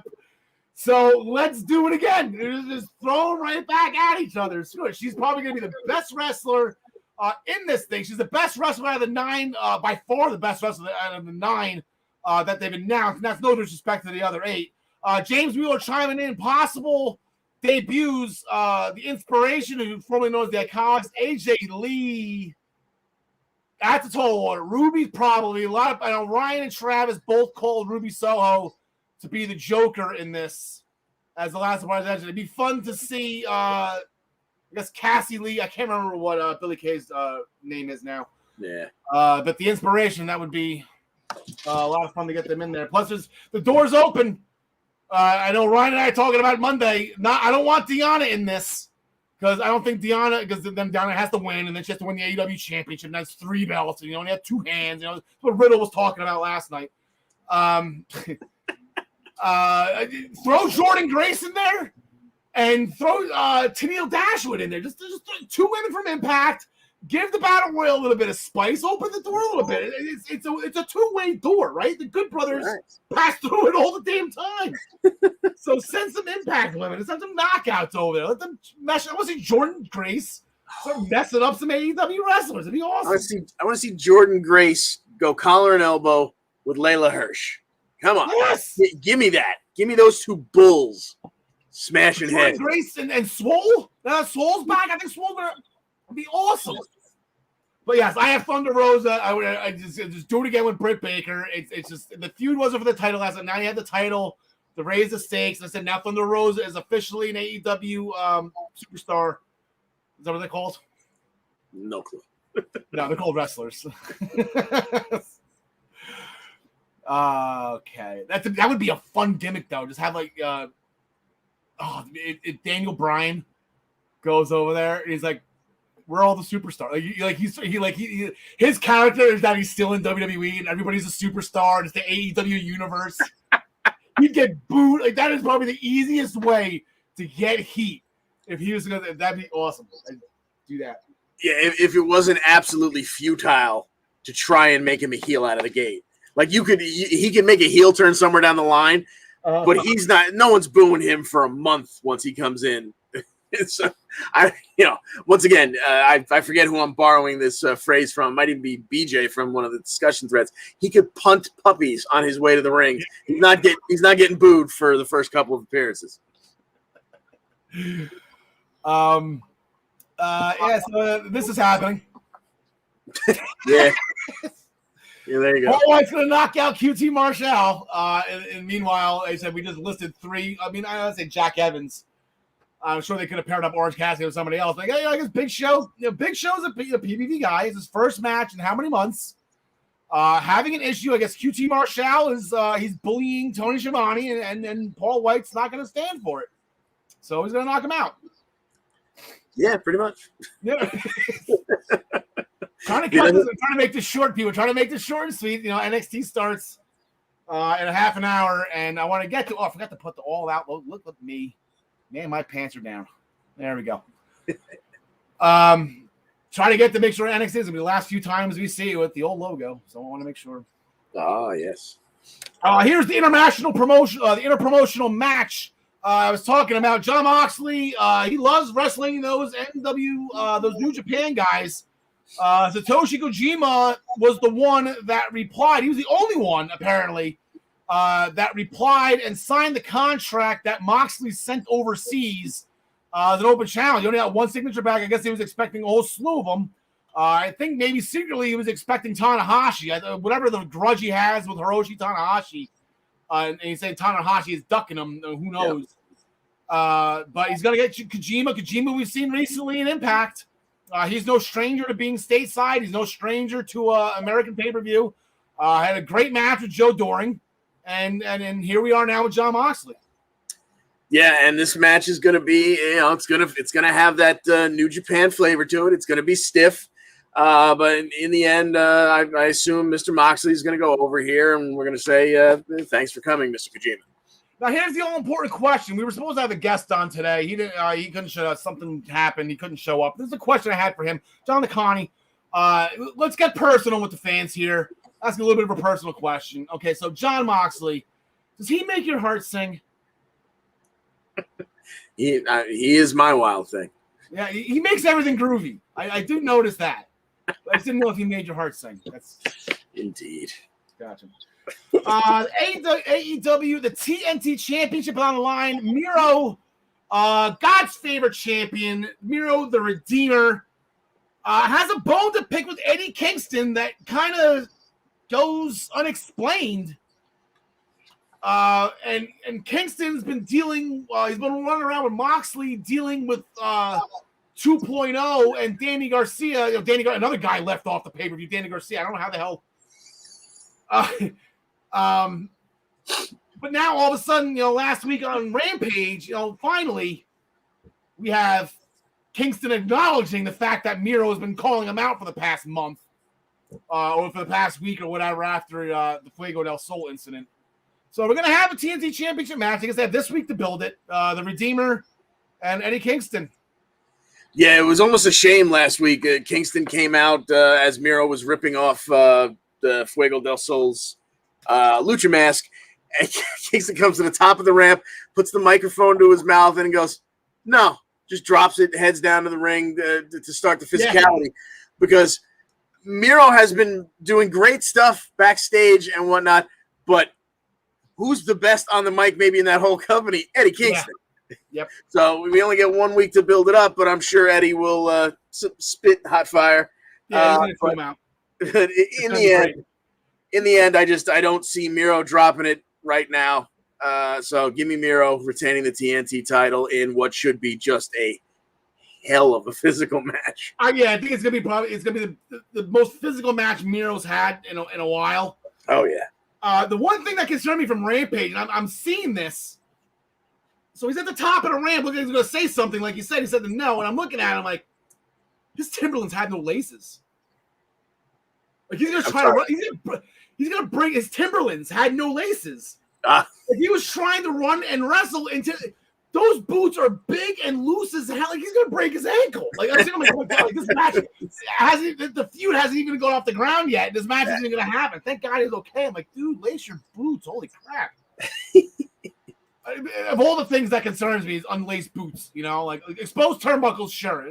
Boots it is your attention to detail is just one of the many things we love about you, Al.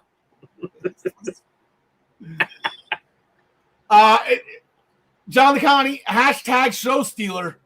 I've been looking forward to this one.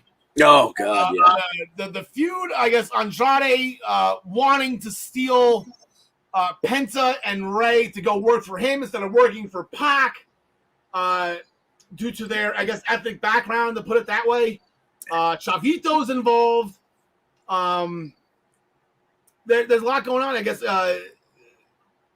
was it Andrade booked, I guess, the Lucha Bros gave him the first class limo and the first class service to get him to the arena the one time they were late.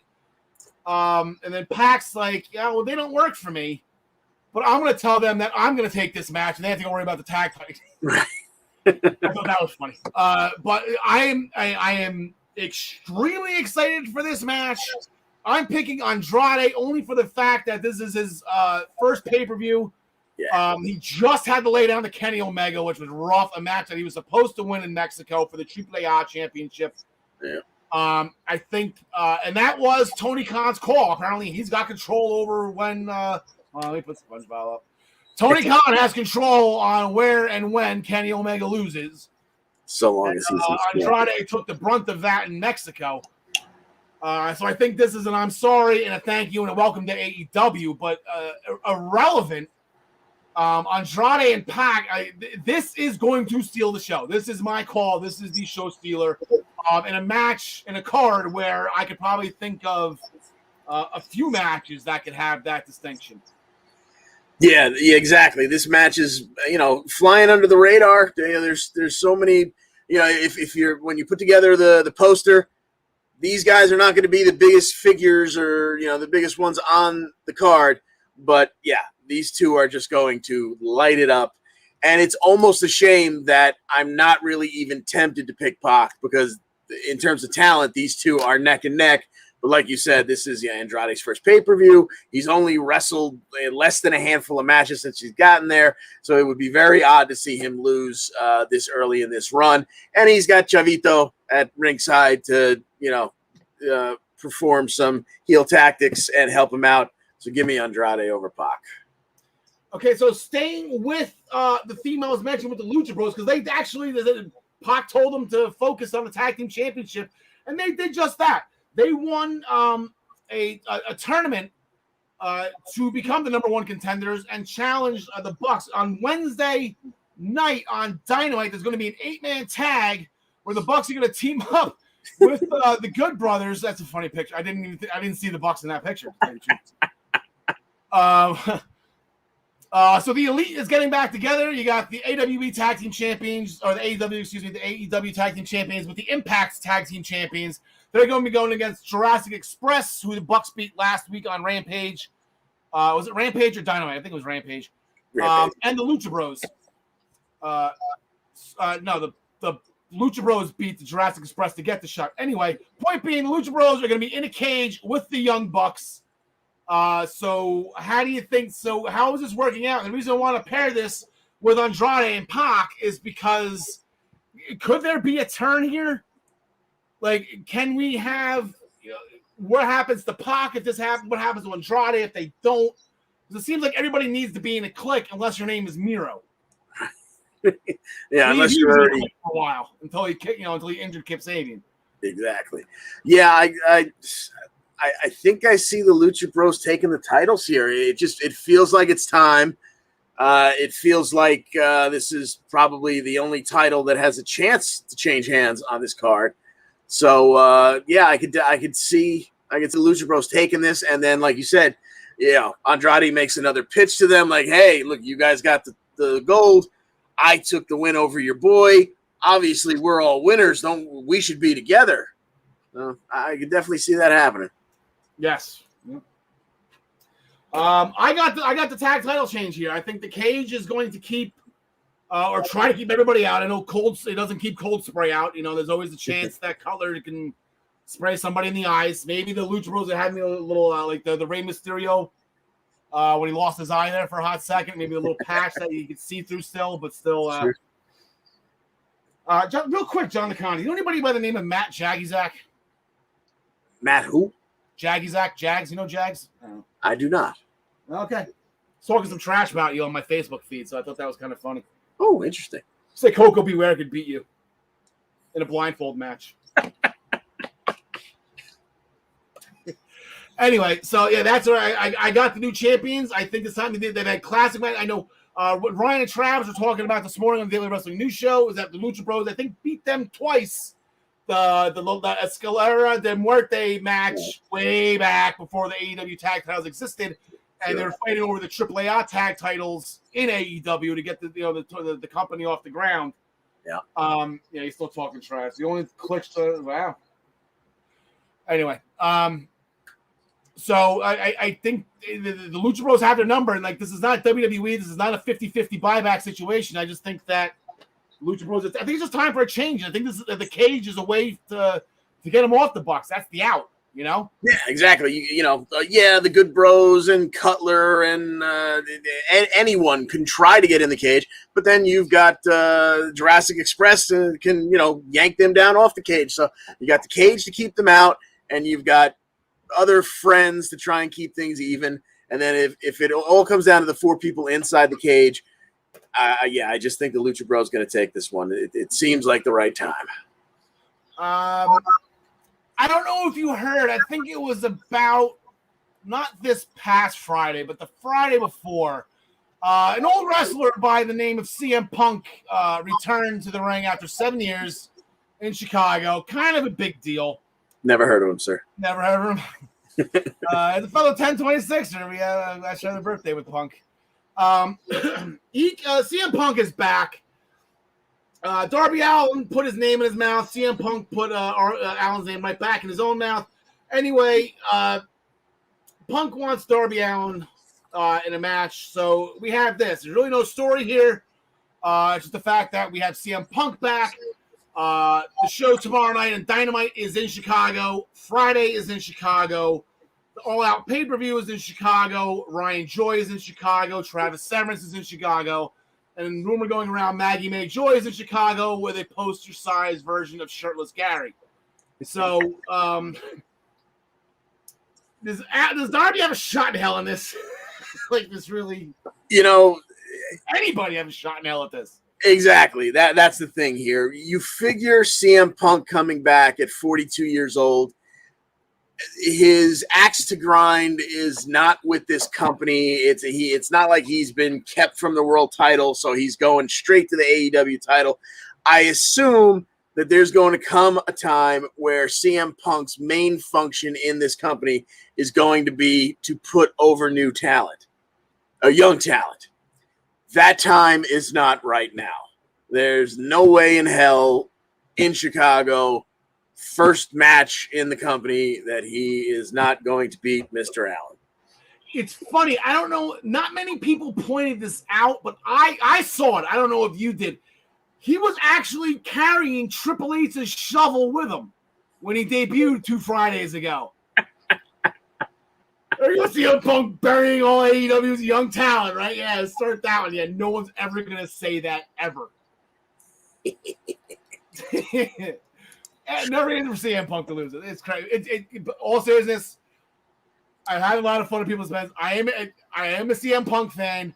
I missed all of Punk. That's why I'm not gaga like everybody else. I wasn't watching wrestling during this whole summer of Punk, and it was champ for 400, 500 days or whatever it was.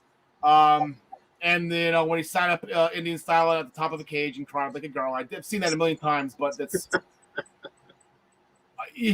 I'll just say the same thing when you guys got to. You guys have your legend back. You have your hero back. Enjoy him. I'm going to enjoy CM Punk. So we got him back. Going forward, we're going to get everybody else back. We're going to get Bray Wyatt. We're going to get Daniel Bryan. Mark Strowman. We got Buddy Murphy's going to Impact, right? Buddy Murphy. The AEW World Championship will be on the line. The last time these two got together, Kenny Omega had 2 belts. Now he only has 1, as Christian Cage defeated Kenny Omega on the debut night of Rampage to become the Impact World Champion. Now the rematch is set for All Out, and it's for the AEW World title. It's not a title for title match. This is not a double point situation. It's not worth 30 points. It's worth 15. So, Kenny Omega, Christian Cage. I've been calling for this, John the Connie. I've been calling this for how many months now? Christian Cage is going to be the one who beats Kenny Omega for the AEW World Championship. And my prophecy and my fruition comes true on Sunday night. Yeah, you're dreaming. You can bring all the awesomeness you want. I don't think this is where the belt collector's run comes to an end. All right. Your points. Your loss. As Omar would say, sucks to be you. Last but not least, John DeConnie, I'm going to be giving this match its just due. Okay? Okay. I don't think AEW is going to, and I think it's putting a huge wrench in this story. So on Wednesday night on Dynamite, just so you know, so the MJF put Jericho through the 5 labors of Jericho. Jericho got through 4 of them, but when it came to the 5th trimester, which was MJF, Jericho could not get the job done. He was beaten down for 4 weeks straight. Understandable. MJF's going to have a sit down with Shivani. Jericho's going to have a sit down with Jim Ross this Wednesday. Jericho decides, the only way to get MJF back into the ring again for one more match is to put his career on the line. So one would think, John DeConnie, that if this was Chris Jericho's last match ever,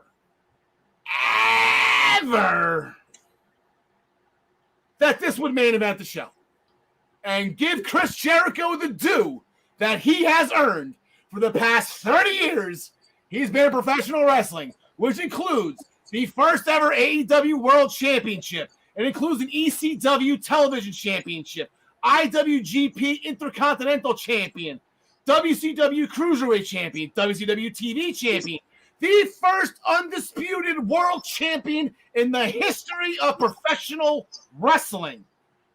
3-time World Heavyweight Champion, 2-time WCW Champion, record 9-time Intercontinental Champion, 2-time United States Champion, European Champion, Hardcore Champion, 5-time Tag Team Champion. This has to be the main event of the show if this is Chris Jericho's last match. Correct, right? Yeah.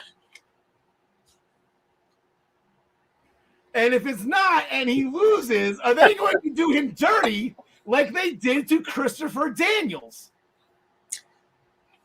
Yeah, that would be on par, a little bit worse even. So, yeah. So, if this is not in the main event spot, which I don't think it's going to be, Chris Jericho is going to win this match.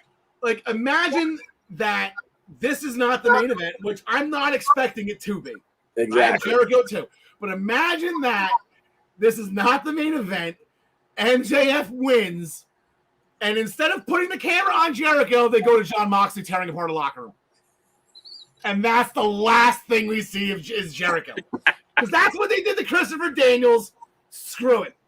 Right? Yeah, it was disgusting when that happened. Not the kind of thing I think they will ever make that mistake again.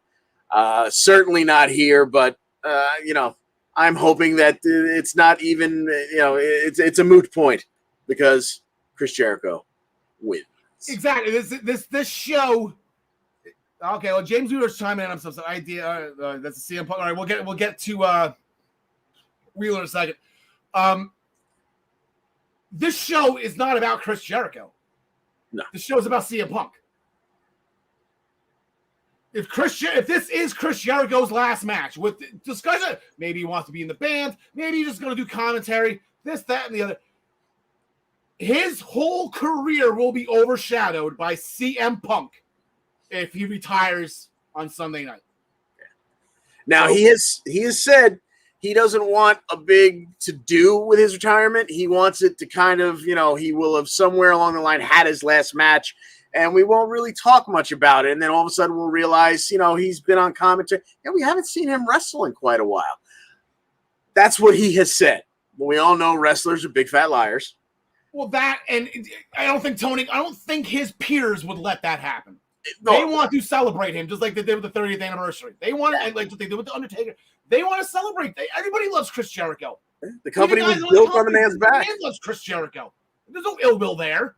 It's like everyone wants to praise Chris Jericho. There's no way in hell that Jericho is going to retire when the crowd is chanting CM Punk the entire night because he's back. Exactly. I love the story of everything. The 5 labors to get to MJ. And I love even putting the career on the line. Yeah. The timing of CM Punk ruined this, I think. Exactly. Months ago, I said that the culmination of the Pinnacle Inner Circle feud would be these two with Jericho's career on the line. And I thought Jericho would lose. And it would then springboard MJF into a series of matches with Sammy, but they did the Sammy match 6 weeks ago, whatever the hell that was. So that obviously it didn't become a long running feud, but they kind of spoiled it by dropping that in there. The whole timing of this whole thing seemed weird and just didn't seem quite right. And like you said, on this night, it's not going to be about Jericho. And boy, if it's his last match, that would be more than a shame. Well, not to mention, him and Christian need to win the tag team championship again, too, together. I mean, those two, you got to get those two together. Christian can be the tag champion, the AEW champion, and the Impact champion all at the same time. That's fine. Yeah, sure. James Wheeler, real quick. All that idea is CM Punk should walk backstage to Chicago Bulls theme, and then when he's in front of the fans, play Colton first. That would be fun. If Kenny Omega wins, which he's not, he will be the longest reigning AEW World Champion. Too bad, so sad. So close. And final countdown. 5 days away. Let the dragon let loose.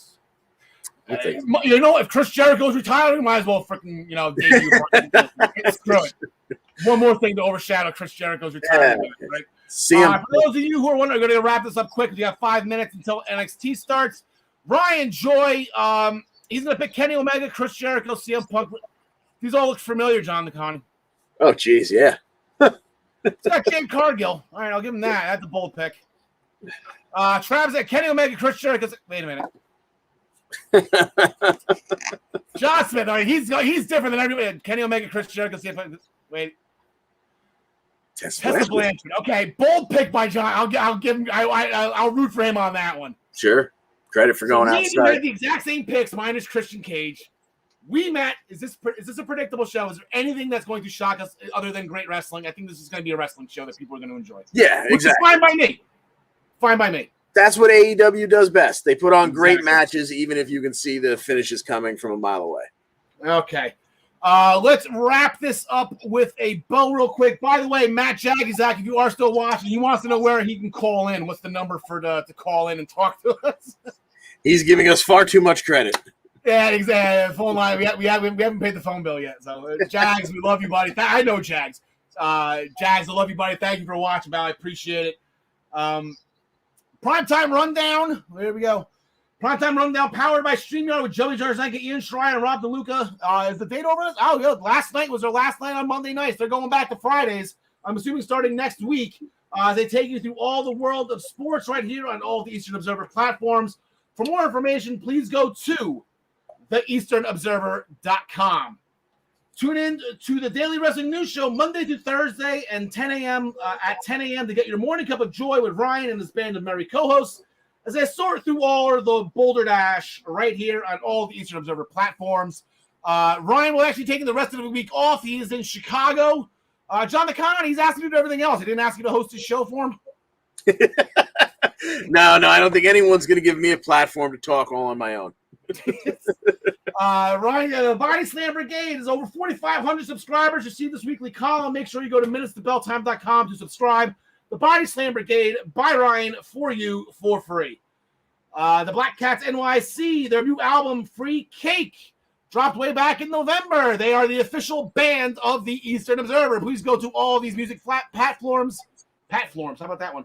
Platforms to download the Black Cats NYC and their new album, Free Cake. As always, the Essential Wrestling Podcast is sponsored by Pro Wrestling Pick'em, the internet leader in sports entertainment pick'em pools. Join us in the Essential Wrestling Podcast public pool to play against us or to create a pool with your friends, a private pool for just you and your friends. I'm just awful at reading. I'm going too fast. ProWrestlingPick'em.com. Play against your friends. Play against the universe. Gosh, you'll love it too. Join us back next week where not such a fun number, episode 70. We'll be here at 6 o'clock on Tuesday on all viewing options. The same way you watch us, you are watching us now, you can watch us next week as well. We go live at 6 p.m. And that is it. I had a couple CCW announcements, but that's going to be pointless. John DeConnie, anything before we leave? No, just really looking forward to All Out, and we should get some excellent inside dirt from the men that are in the building. We'll get some pictures, I'm sure, up in the Minutes of Bell Time group, and really looking forward to this show. Yeah, so am I. Looking forward to it as well. Alexa Bliss, we love you. Larry Steve, forever in our hearts. John DeConnie, take us home. Thanks for joining us, and as always, we wish you the best in all your future endeavors. You know, the funny thing is we are just so nonchalant about Jericho winning. Like, imagine if he loses and we're just completely blowing it off right now. Like, this is the last time we see Chris Jericho. Think about that. Seriously. Oh, awful. Life without Jericho, I'm not ready for. Not ready for life without Jericho.